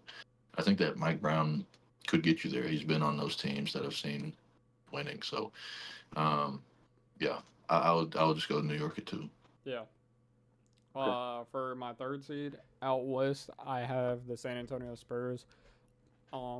They have shown me that they can win in many different ways now, and that is without Darren Fox. That is without Jeremy Sohan, without Kelly Olynyk. So once they get these guys back, they're going to continue to win. Victor Wembanyama, as long as he doesn't have some bullshit, random ass, infamous injury happen, he's going to keep looking the way he does. Dylan Harper is going to continue to grow. Overall, this team is just, they gel really well together. And I think despite the experience, they're going to be a real serious mismatch for a lot of teams in the playoffs. And that's because their 7'7" center is the greatest defender of all time. So, and my 3rd seed out east is the Milwaukee Bucks. Giannis is my MVP so far in the league. I think he has been, even over Wemby, I think Giannis has been the best player in the league. His 3-point shot looks somehow better. Never thought it would look better, but it actually kind of does. He's actually more confident with pulling it now. Arguably best help defender in the league outside of Wemby. Been really efficient. And, bro, they're glue guys. Like, Cole Anthony looks real good. AJ Green, Gary Trent Jr., I guess it's really about, are they going to be consistent? But I trust Giannis over all these other teams in the East. Literally him by himself, I trust him more than these teams in the East that have shown weird identity issues. So Bucks at 3. Okay. Out of the West for my third seed, I got the Spurs. I mean, there's just only one name I gotta mention, bro. Wet Bananas, dude. Come on now. I Yeah. mean, Yeah. that dude's a demon. At 3 for the East, this is where it really starts to get different. I got the Magic, which might be a little biased. I just think with what our defense was last year and the fact that we just added better talent, I think it'll eventually, like me and Jacob talked about it, it'll eventually click. Yeah. It'll get to that form. And I'm a believer in Paulo still. I know he's struggling with shot efficiency, but he'll figure it out. Franz took the step that I've been wanting him to take, and that is to challenge for that number one option. And then you bring like I don't know if I want to consider Jalen Suggs like a glue guy, but I feel like he's a guy that can keep the team rolling and keep the offense running smoothly through possessions. But I got the Magic at my third seed for the East. Also, that's not Yeah. biased. That's not biased. That's probably the consensus. Yeah, I was I'm gonna probably say. the outlier with having the Bucks three. Yeah, I have in the West. I have San Antonio Spurs. They won a game and the guys, we have no clue about each other's standings before this. By the way, Yeah, this this is is completely crazy that we're natural. all agreeing. Yeah, I had the Spurs. They won a game where Victor Wembanyama fouled out against Zion Williamson, and Dylan, show your that's whole all face. I. So that's all I have to really say about that, bro. Is that What did you say? Show your whole face. There you go. yeah. So Spurs are my three. In the East, I do have Orlando as well. I just think that I think there's too much talent there as well. I think that it makes too much sense to not work. Um, Eventually, you'll get that fluidity, and you'll see this team go on some runs, some big time, a lot of games won in a row. So that's my three seed in the East. Good pick, sir. All right, my number 4 seed in the West is the Minnesota Timberwolves. Anthony Edwards has been the best scorer in the NBA. He's literally been the most efficient scorer in the league. And just like last year, I'm pretty sure they were the 3rd seed. I don't think they're as good as last year. A lot of their guys have seemed to, I don't know. It's just a weird roster. It kind of just feels like it's all relying on Ant, and if Ant's off, like who's going to take over? Is it going to be Terrence Shannon Jr.? Is J Mac going to bust out for 20? Is J Mac going to bust out for 20? Not the J Mac I had in mind, bro. I'll be honest, not the J Mac I had I in don't think mind. Dylan But knows who that is. Sorry, guys. And my number 4 seed out east is the Orlando Magic. Y'all have basically said everything that I need to say, but I do think with how slow their offense, not slow because their pace is actually pretty good, but with how cold they get on offense, I actually think is pretty bad for the regular season. Because, bro, you never know who's going to turn it up in the regular season. We just saw LaMelo Ball go for 38, 13, and 13. The Nets just came back down from 30 against the Spurs. Like teams just go on runs in the regular season, so you got to be cautious of that. And I think that's something that would cost the Magic more than the Bucks because I know Giannis can lock a team in and put it on his back. Can somebody on Orlando do that? Bro, Jacob. I mean, what are we doing, bro? uh, yeah. All right. All right. Out of the West, my fourth seed is the Golden State Warriors. Shout out Flight. I just Jimmy Butler, Buddy Hield, Steph Curry. I mean, that three is just something about it just speaks to me. Buddy And when I Hield? watch Steph Curry play, hey, bro, he can shoot that rock. No, he can. He can for sure. Can he But do it it's just consistently? when I watch Steph Curry play, I just get a little. Never mind, bro. I'm not gonna say that. He's one of my favorite players of all time, and he's still doing what he's doing at 37 years old. That team, that dude is desperate to get that fifth ring, and he's gonna get them close. And also the Al Horford edition. I'm a fan of it personally, but that's why I would say about the Warriors. Out of the East, my fourth seed is the 76ers. BJ Edgecombe, Tyrese Maxey. I'm something about that team, bro. I'm feeling them, bro. I don't know what it is. I'm Okay. feeling the process, bro. Okay. Okay. We're at four. I had Minnesota at my fourth spot as well. Honestly, I think they're a worse team than last year. I think that their guys get like I think Ant's a better player this year, but I think I just think that they didn't really make many moves this offseason. Yeah. You're hoping Dillingham can take that jump, but I'm just not sure on him yet. I'm not sold on him yet, but they're still going to win a lot of games. They have Rudy Gobert. He's going to get you to the playoffs at the minimum. So, um, yeah, I go Minnesota at 4. At my 4 spot in the East, I have Detroit basketball. Damn. I think that this is a team that can take a jump. Very young team. They made it to the offs last year. Did they face the Knicks first round and went 6 games? Yeah. Was it? Yeah, I mean, and that was their first playoff appearance since we saw Giannis beat them by 60 points in game one of 28-19 or 18 or something it was. So I think the vibes are super high in Detroit right now. I think that things are going well. JV Biggerstaff has been great there. And yeah, I just think they're gonna keep chugging and tough a 4 seed. Okay. That's where we have like kind of our first big disagreement, I think, because, well, you'll see where I'll have them. Uh, for my number 5 out west, 5 seed Golden State Warriors. I had them lower than the Wolves mainly because they're just an older team, so I do think they'll have their guys sit out a little more than Minnesota, which is nothing wrong with that. Um, honestly, you'd rather get the 5 seed than the 4 seed, maybe, depending on how the matchups go. Like, we literally saw a team lose on purpose last season, so they didn't get a Yeah, certain matchup, and it's smart. So I do yeah. have the Warriors at the 5th seed. Shout out Curry though; he's literally playing MVP ball right now, and Oh yeah. even Well, guys like Curry, Jonathan man. Kuminga stepping up. Uh, my 5 seed in the East. I don't know where y'all have them. I think I'll probably have them the highest in this episode.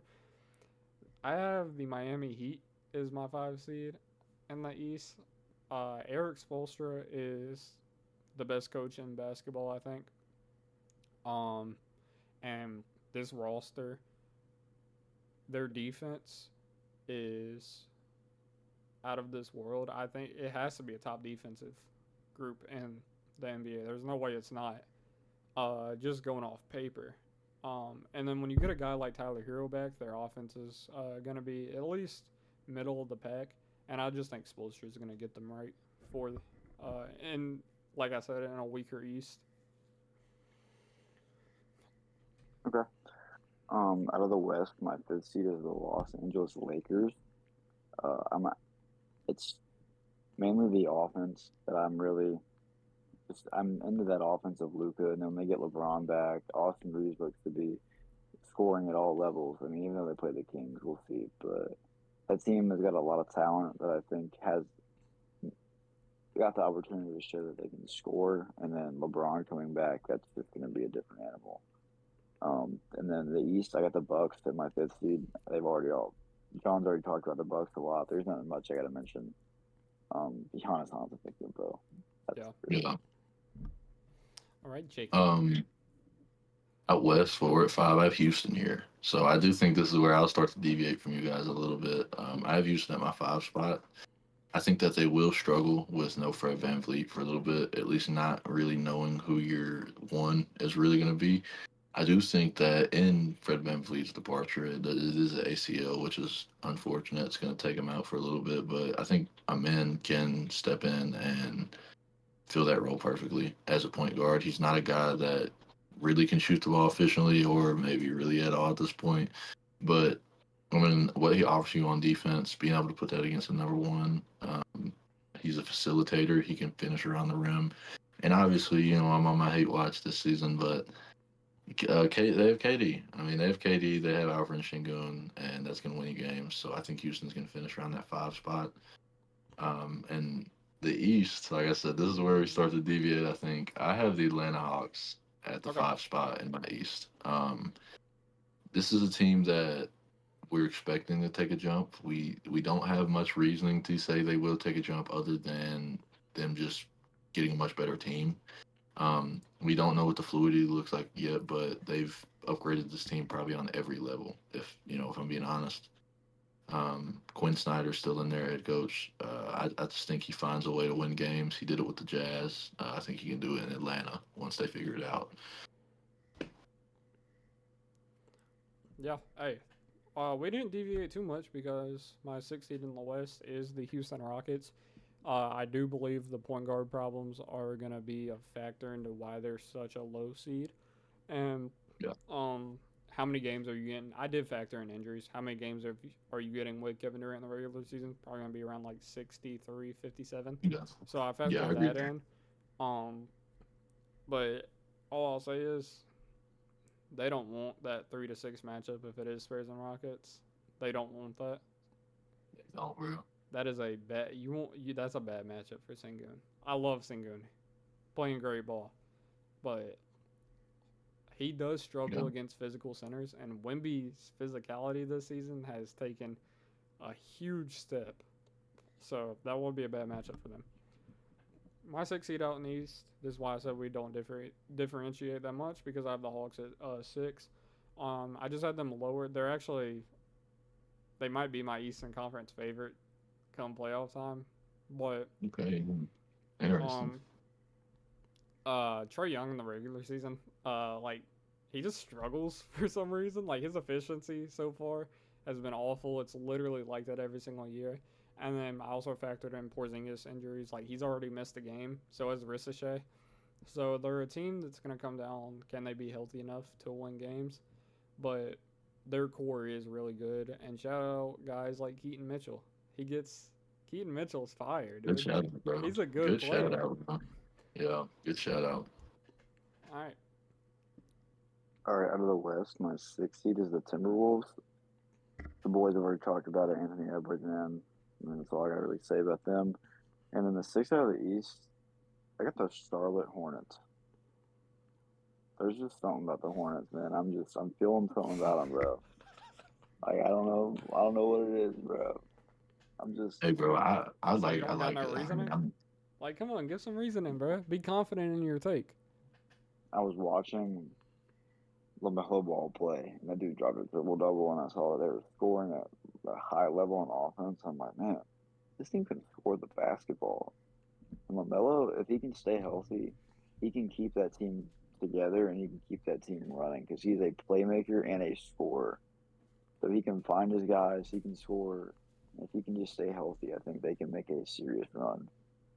yeah, yeah. Out west, my six seed is Dallas. I think that this is another team that still has a lot to figure out. Obviously, they just got the number one overall pick. Kyrie's not back yet. D'Lo will probably go to a bench role. They just got winning players. Anthony Davis, he's going to win you games. When Kyrie gets back, he's not the Kyrie we know regularly, but he's going to win you games. Cool Flag is going to develop into a productive, really productive NBA player. So I think so, at least. So this is a team that I have at 6, sneaking in. I do have them. Yeah, I do have them above a team in mind. I know. But East in the East, my sixth seed is the Milwaukee Bucks. This is where I put the Milwaukee Bucks at. Okay. We talked a little bit about it earlier. I think this is a team that a lot of people are sleeping on. I was preseason big time, but like John said, I take Giannis. I'm a Suns fan. I know what Giannis is capable Yeah. of when he plays at his peak. So I will tell you that Giannis will not make a play in this Eastern Conference. So I'm gonna take Hell the no. Bucks at 6. Yeah.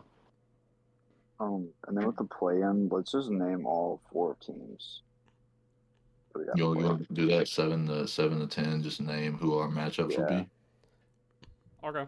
because it'd be 7. I think it's 7, Well, 8, 9, 10. Right? I'll say my 7, and then I'll say my 8, then my 9, and then my 10. But yeah, I yeah. also did Really. my 11 through 15. We So don't have to name Oh, that I if mean you that's don't want fine. to. We can go through 11 through 15 as well I'll because talk about I my mean 11, 15 after, Dylan. yeah, I want to talk about those teams Yeah. too. There's a lot of interesting cases there. Yeah, facts. Um, so my 7 seed is the Los Angeles Lakers. Luka Doncic is just playing phenomenal basketball, and I'm a guy that I don't really like DeAndre Ayton all that well, but in the offense, he's actually been one of the better screeners in the NBA. And I mean, any big screening for Luka Doncic is gonna look good Sure. because it's Luka. So I don't know if that's more of Aiton or Luka, but I just don't see a world where Luka misses the playoffs. So I had to have him in here. And then they got glue guys like Laravia and Marcus Smart, who I just think are gonna come in clutch down the line. My 8 seed, I have the Los Angeles Clippers. I had them falling off a lot in comparison to last season, is they were the 5th seed or 4th seed, I believe. They were the 4th seed, yeah. Um, I have them falling all the way to the 8 seed because I think age is finally catching up with them.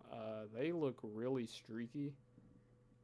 They have positions where God, they dude. literally just don't Um, do anything for like 5 minutes and then they just they go on 15-0 runs.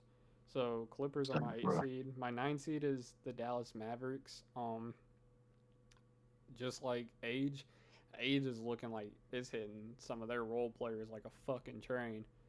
D'Angelo Russell looks horrible. Clay Thompson don't look good. Um, AD looks good. It's Anthony Davis. Anthony Davis is gonna look good, and I did want to have them in the playoffs because I know once Kyrie gets back, they'll look like a much more serious basketball team. But like, what are they gonna look like when Kyrie gets there? Like, is Kyrie gonna be able to save that? And so far, they just have not looked good in the regular season. So, uh, since this is way too early, they're my 9 seed. And my 10 seed is the New Orleans Pelicans because uh, they just have the skill to make the play in, but I don't think their roster is all the way there yet. They definitely have some concerns in the paint, guard in the paint. Um, can Derek Queen go out there and guard the best center? Can Yves Missy go out there and guard the best center? Not really, but shout out Jeremiah Fears. He's looked great so far. Um, yeah, those are my play-in teams. All right. My play-in teams out of the West, I got the Houston Rockets. There's a lot of talent in that room. You obviously got KD. I feel like he's gonna find a way to get his team in the playoffs. The 8 seed, I got the Mavericks again. It's just Kyrie's hurt. Kyrie will be a huge factor in that team when he comes back. It's just a matter of what the team looks like when he gets to them. The 9 seed, this is where it probably gets a little different. I got the Kings. For some reason, I just Russell Westbrook. I feel like they did bring him to the playoffs. So I have the Kings at the 9th seed. Um, and then the number 10 seed. I don't. This one's pretty crazy, but this one's for my boy Jacob. I got the Suns. I'm feeling some Phoenix Suns action, bro. Devin Booker, Jalen Green, Demons, bro. Hey, bro. Hey, I'm not gonna argue that, bro. Where are Did the Dog. John, did you do Clippers? your East? Did you do your East too? Yeah. Where Or the hell are the you already did Clippers? your East? Oh, you did. Where are the Clippers? And then in the East, I got the Pistons at the 7th seed. Oh wait, I didn't do my East play-in. Yeah, you're Yeah, I right. would say you did. Yeah, Dylan, we'll go throw him ahead. in after good. Go ahead, Dylan. All right, at the East, I got Pistons at the 7th seed. At the 8, I got the Heat. John already talked about them. Pistons we already talked about. At the 9th seed, I got the Hawks. Um, Trey Young's just got to be a little more efficient in the regular season, and they can make a bigger jump. Now, obviously, going through a few injuries, it's just a matter of when all of them get healthy and how that all works out. And then at the 10th seed, I got the Pacers. Obviously, they don't have Halliburton, but I think they'll find a way in the play-in. But they're dealing with a big injury. Andrew Nimhard's injured, but there's still some talent there that can get him to play in, I think. Yeah. Um. Oh yeah. Go ahead, John. Go ahead. You guys are your East. Okay, so Yeah. my Eastern Conference play-in, I have the 76ers at the 7th seed. Their constant guard rotation is just going to be a huge problem for a lot of teams. They can literally go from Maxey and McCain to Edgecombe and Grimes. They can go from Edgecombe and McCain to Maxey and Grimes. It's literally just who you want to put out there, and they're going to go both drop 20 plus. It's going to be dangerous against that Eastern Conference. And then Joel Embiid, his minute restriction hopefully is going to come off at some point in the season and he'll be able to play healthy. I just don't know how long this minute restriction is going to go on, so I did have them lower. My number 8 seed, and I'm not going to lie, I don't know how confident I am in this. I'm kind of just putting them in because of one player. I don't know if they're a better basketball team than the team below them at the 9 seed, but number 8, I do have the Detroit Pistons. Um, they are a team that struggles so much in the half court setting, and that is really because they do not have another ball handler next to Cade Cunningham until Jaden Ivey gets back. And Cade Cunningham is a guy who he kind of does make the wrong play a lot of times, then it really doesn't get highlighted. I'm a huge Cam guy. He's right outside my top 10 players in the league. But I don't know if he can do it all himself without them having another primary ball handler and them losing guys like Beasley, Malik Beasley. That does kind of hurt their shooting. When I watched them today against the Celtics, their offense kind of had to get ran through Asar Thompson. Shout out to Asar Thompson. I love him. I don't know how much you want to rely on that come tough matchups. But so they are my 8 seed. Shout out Isaiah Stewart though. That dude has been phenomenal in rim protection. Yeah. My 9 seed is the Toronto Raptors, and that I have them below the Pistons because I don't know the fluidity of this team. I am a guy who is heavily against Emmanuel Quickly being a starting point guard in the NBA. He's not a point guard; he's a shooting guard. I actually do think that they would benefit off starting Jamal Sheed over him in that uh, starting five. So that's a I'll go Raptors at 9, and then uh, the greatest play-in of all time, the greatest play-in team of all time. They always make it. The Chicago Bulls will somehow find a way to make it. They're my 10. Matas, Giddy, Trey Jones. They they have guys that I think their ceiling is 7 seed. I actually think that they could win the play-in. Actually, Um, okay, I don't mind. I don't hate that Chicago pick. I was looking at them pretty hard. My West. I'll go ahead and do my West. My West. I have Golden State at 7, and I have a bit of a rematch. At the 8th spot, I have the Lakers at the eighth yeah, spot. I think that they slip LeBron. He's Austin Reeves played phenomenal. You're not getting a 50-point triple double at Austin Reeves again, probably. yeah, So, I mean, LeBron being out, it's sciatica. I'm not gonna be a doctor, but my mom personally deals with sciatica, and it's painful for her, and she doesn't play in the NBA. So yeah, I think that that's gonna be something that's gonna hinder him. So they're gonna be my 8 with Golden State at 7.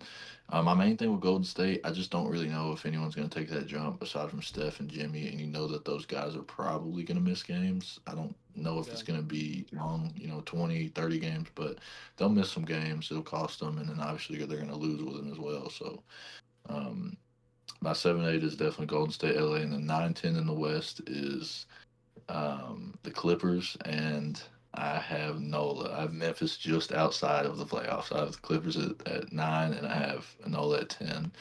I think the Clippers, people would probably say they're a little low. I'm a lot lower on the Clippers than a lot of people this year. I think they're old. Like John said, they're very streaky. My Suns got wrecked by the Clippers, shooting at a 60% clip from the field, 64 from the field, 60 from three. Yeah, I mean, it's a team that I don't think has a lot of pieces that I'm looking at in game 60, but for the first 40 games when they can get on their streaks, and there's a lot of fluidity there when they're hitting. So that was my 9, and then my 10 was Nola. Like John said, Zion, he looks really healthy. He looks the best he's looked in the NBA, from a physical standpoint. Now, from production, I definitely think there's things that his game needs to improve on.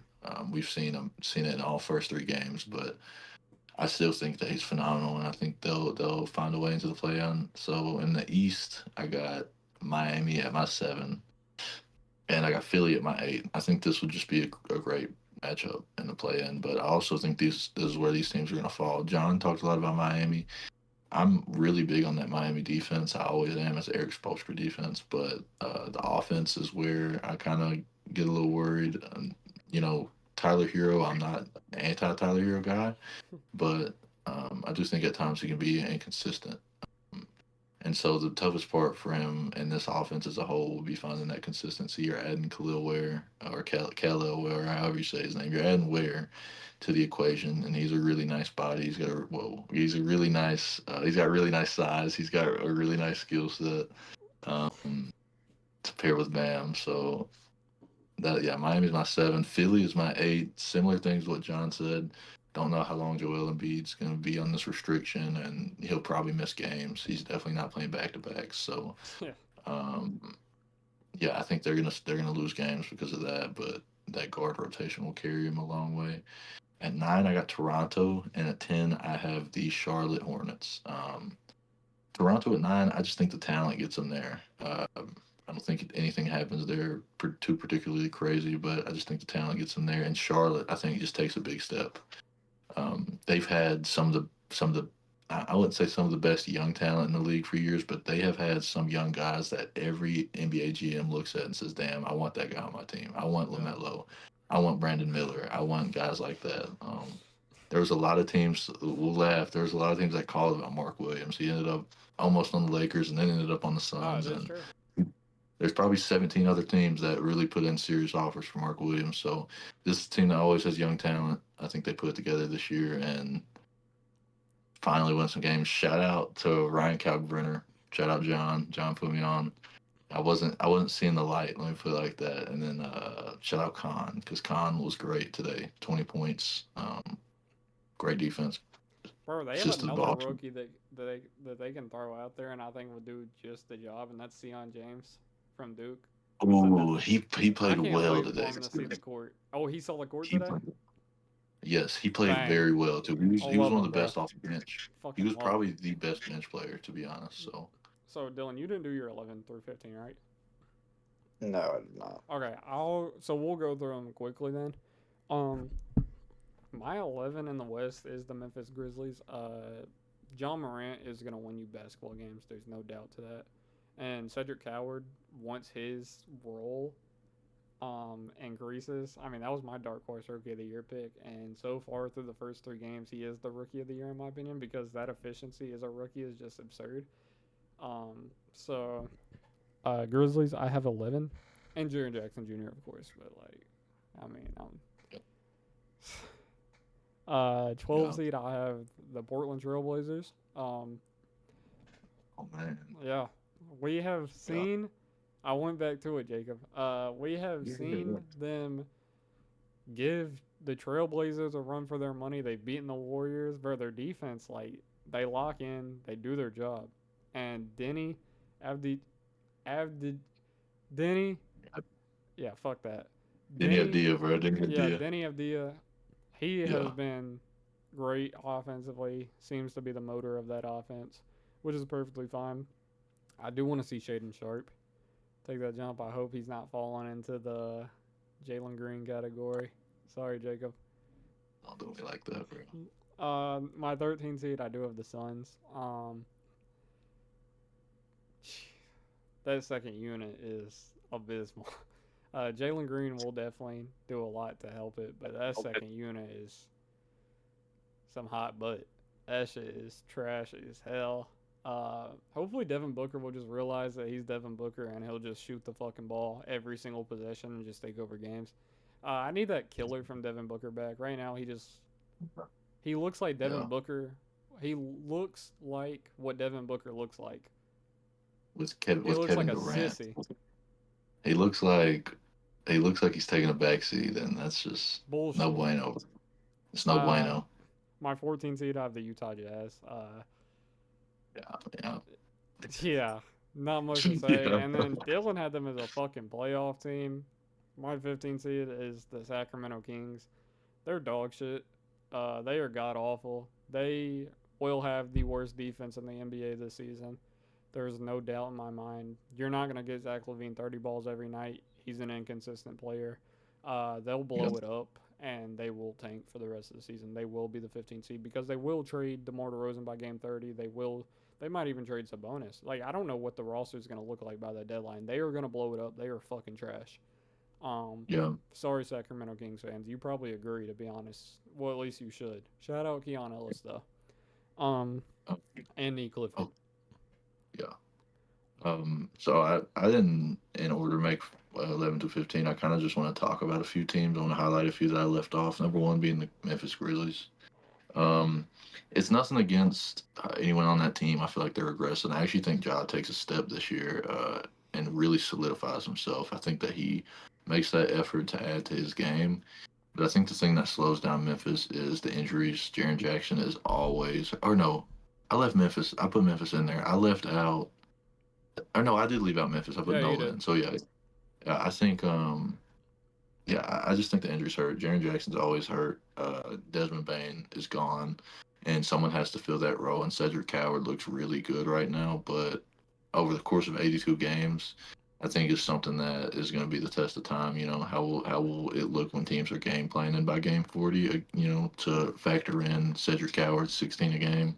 Yeah. Um, I think it looks different. I think as teams go on and game plan against this lineup, I think teams will kind of use this as a benchmark for where they are because it's going to be a tough matchup and they're going to make a lot of teams sweat. But I don't know if they're really a playoff team right now, just in their situation. Next team I'll talk about, I'm a homer, so I'm going to talk a little bit about the Suns. I see a little bit more light than a lot of other people see in this team. We did everything I think we were supposed to this offseason. And that's unfortunately the reality of that is that there was no world where we were a top team this year, even, you know, doing everything right. I think there's a lot to look forward to with Jalen Green. It's his third season in the NBA, and he's going to be in a new revitalized role. John talked about that second unit. There's hustle guys. I mean, hustle guys on hustle guys that will make the right play, but they have to be in a situation to make the right play. That doesn't happen when you have Grayson Allen or Colin Gillespie or Royce O'Neal with the ball in his hands initiating. And like I said with Jalen Green, I think he'll take over a lot of that, and we'll see the Suns team put together stretches of good basketball. But I have them just outside the playoffs because it's too big of a jump to completely miss the playoffs, revamp the whole lineup, and then immediately assume that you're going to jump back into the playoffs. It's a tough thing. They're going to have to develop a lot, but I think Jordan Ott is going to make some waves this year in his first ever game as a head coach in general on the Suns. Um, which was his first. He's a rookie head coach. It was his first ever game. He went down 21 points before halftime even started, and it's not the first time. It's the third time he's actually went down double digits in the first half of games, which is a testament to how bad the offense has been to start without Jalen Green. But he had a 21 point comeback win. All of last season, the Suns had two 20-plus point comeback wins. So Yeah. I think that for him to do that in his first ever game, win a game on the or no at home that you're losing in, I think is impressive. But yeah, I just have him left out because of the situation. But there are a team to watch out for. I think that Jordan High can make waves. Yeah. The bottom of this, I don't really have much to talk about these. I have the Jazz down here. I love a lot of the guys on there. It's Let's just keep it gross a buck. Yeah. basketball. Yeah, let's be honest. I don't even remember the other team I'm leaving out, but I know the The Kings Kings. are probably the worst. The Kings are I mean, I'm not gonna say they're worse than the Nets, but they're I'll bad. go I that mean, far. they're I'll go that far. they're they're bad. The teams I left out east, I don't really want to talk too much about many of them because they're kind of all in the similar boat for me. One team I want to highlight is Indiana. I don't think they make it, but I do think this is a important year for them in terms of making it back to where they just came from. If they want to get back to the finals, I think that they're gonna have to do that by developing a guy this year. Even if it's a guy we don't expect, like Ben Shepherd, maybe who breaks out. But you need a Nimhard, a Ben Shepherd, you need a Jarris Walker, you need somebody, bro, to Yeah. step up and solidify, even to be the third at least on that option or on that team. It'll change their dynamic a little bit, but yeah, those are the teams, my 11 through 15s that I just like to watch. I think the Wizards are fun, but they're just that right now. A lot of tweeners. Don't know if they make the play in. They're at a Charlotte point, but I think Charlotte has been doing this a little bit longer. Yeah. So I think that they finally do make that jump. But Yeah. So my 11 through 15 in the East, I have Charlotte, and my 11 just missed the cut. It's really a factor of I took in health. Brandon Miller is already dealing with shoulder soreness. How? game 2 of the NBA season. That's a guy that's just always hurt. I don't know if LaMelo's going to get hurt, but judging off previous seasons, he does end up getting hurt. But shout out Ryan Kalkbrenner. That is a guy that is going to be all rookie. If you want to go check out my YouTube channel, PVJohn _ I actually had him on my all rookie second team. So shout out Ryan Kalkbrenner. My 12 seed is the Washington Wizards. Fun group. Don't know how many games they're gonna be able to put together to win, but like Jacob said, fun group. They're gonna score the basketball for sure. They ain't gonna play no damn defense, but they gonna score. Yeah. My 13 seed, I have the Indiana Pacers. They have depth. They just don't really have a guy outside of Siakam, besides Mathurin. But he's already dealing with an injury somehow. Nembhard's hurt. Alley's obviously out. Rick Carlisle's a great coach. I wouldn't be surprised if they still fit in the play-in because I love Rick Carlisle. He actually has already had them competing in games. But I just don't know if they have like definitive guard play for it. Like Ben Shepherd was the point guard today, starting point guard today. Sorry, Ben Shepherd, but yeah, I just don't know about that. 14 seed out of the Celtics. That is the worst front court rotation I've ever seen in the history of watching basketball. Yeah. Their center play is fucking dog shit. Like, it sucks. Yeah. And Derek White can't hit a fucking shot. Peyton Pritchard can't hit a shot. Anthony Simons can't hit a shot. It's really just Jaylen Brown out there doing things by himself. And my 15 seed, to nobody's surprise, is the Brooklyn Nets. They are trash. I didn't want to talk about them. Bro, I mean, for some reason, like, I don't know what it is, what I have against the Sacramento Kings. Maybe it's because they just allowed Austin Reeves to have a 50-point triple-double. They're fucking trash. Like, fuck the Sacramento Kings. Like, it just, like, hurts. You're sleeping, bro. You're sleeping on them, bro. Yeah, I'll fucking stay asleep for sure. I'm not waking up to that bullshit. They'll probably put me to sleep next time I watch. My goal is to watch as many teams as possible this year. So far, only one team has put me to sleep. They put me to sleep for a total of 12 hours somehow. I don't ever sleep for real. Like, I sleep like 6 hours a night. Double that with the Phoenix Suns play. So we'll see if a team can beat that record. But yeah, Nets are my 15 seed. I don't even got much to talk about, bro. Michael Porter Jr. is every NBA coach's worst nightmare. That dude is... Nobody know. Yeah. Yeah. Did you have any teams that you left out, Dylan, that you just like to touch on a little bit? Not the really. Clippers. I know you left the Clippers. You want to touch on them, bro? I would like to ask about the Clippers, bro. Because I'm a guy that's not super high on the Clippers either. I see a fall off or regression to an extent. What the fuck do you see in the Sacramento Kings? Yeah, I want to ask you that. What, like, we just gotta save that for another day. You know, I just gotta. I mean, just. we will. We'll save that. We'll save that for about 25 games from now, and then we can revisit it again about 60. I'll be like, damn man, you new ball, bro. That's what I'm gonna say. This might be your K. Klubnik over Caleb Williams of basketball. You got the Kings as your 7th seed. Mm-hmm. I'm a Russell Westbrook fan. Oh, and your main reason is Russell Westbrook too. That's. I have to. That dude's hot caca. That dude is trash, dude. At least it's to play in and not the playoffs, bro. Bro. So you don't expect him to like make any trades? Like you don't expect him to like blow up the farm? Like you don't think DeMar is gonna be on a new team? Or what team would even trade for? I don't know, bro. You're gonna find out if the Sacramento Kings are by the end of the year, buddy. Yeah, bro. I'm sure I am. They're the Kings. Like, come on, bro. Zach LaVine, Russell Westbrook, DeMar DeRozan, DeMontis Sabonis, bro. Come on now. You sleeping? What have the Kings ever been the Kings of, though? You know, like they took Curry to Game 7 and got shit on. You know what I'm saying? The Sacramento Kings, is that the worst organization in the NBA? Yeah. by far, or is it the Nah, Nets? Brooklyn Nets, The bro. Nets have at least got KD, and no, the Nets were in New Jersey and they had success. Yeah, Kings got to be the worst. They Yeah, had like Big O and about 78 years of poverty. yeah. What's our time looking at, fellas? Right on too. So we can wrap this up now if y'all want to. Yeah, I would say that's about perfect. Perfect. You can All right. wrap it, Mr. Pilkington. Let me know what y'all think we cooked on the playoff predictions.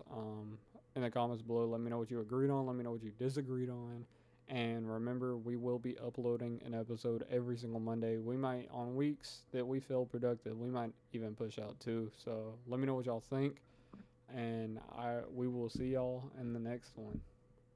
Back, bro. Shout out Mackenzie Dern. Shout out Mackenzie Dern, bro. Yeah.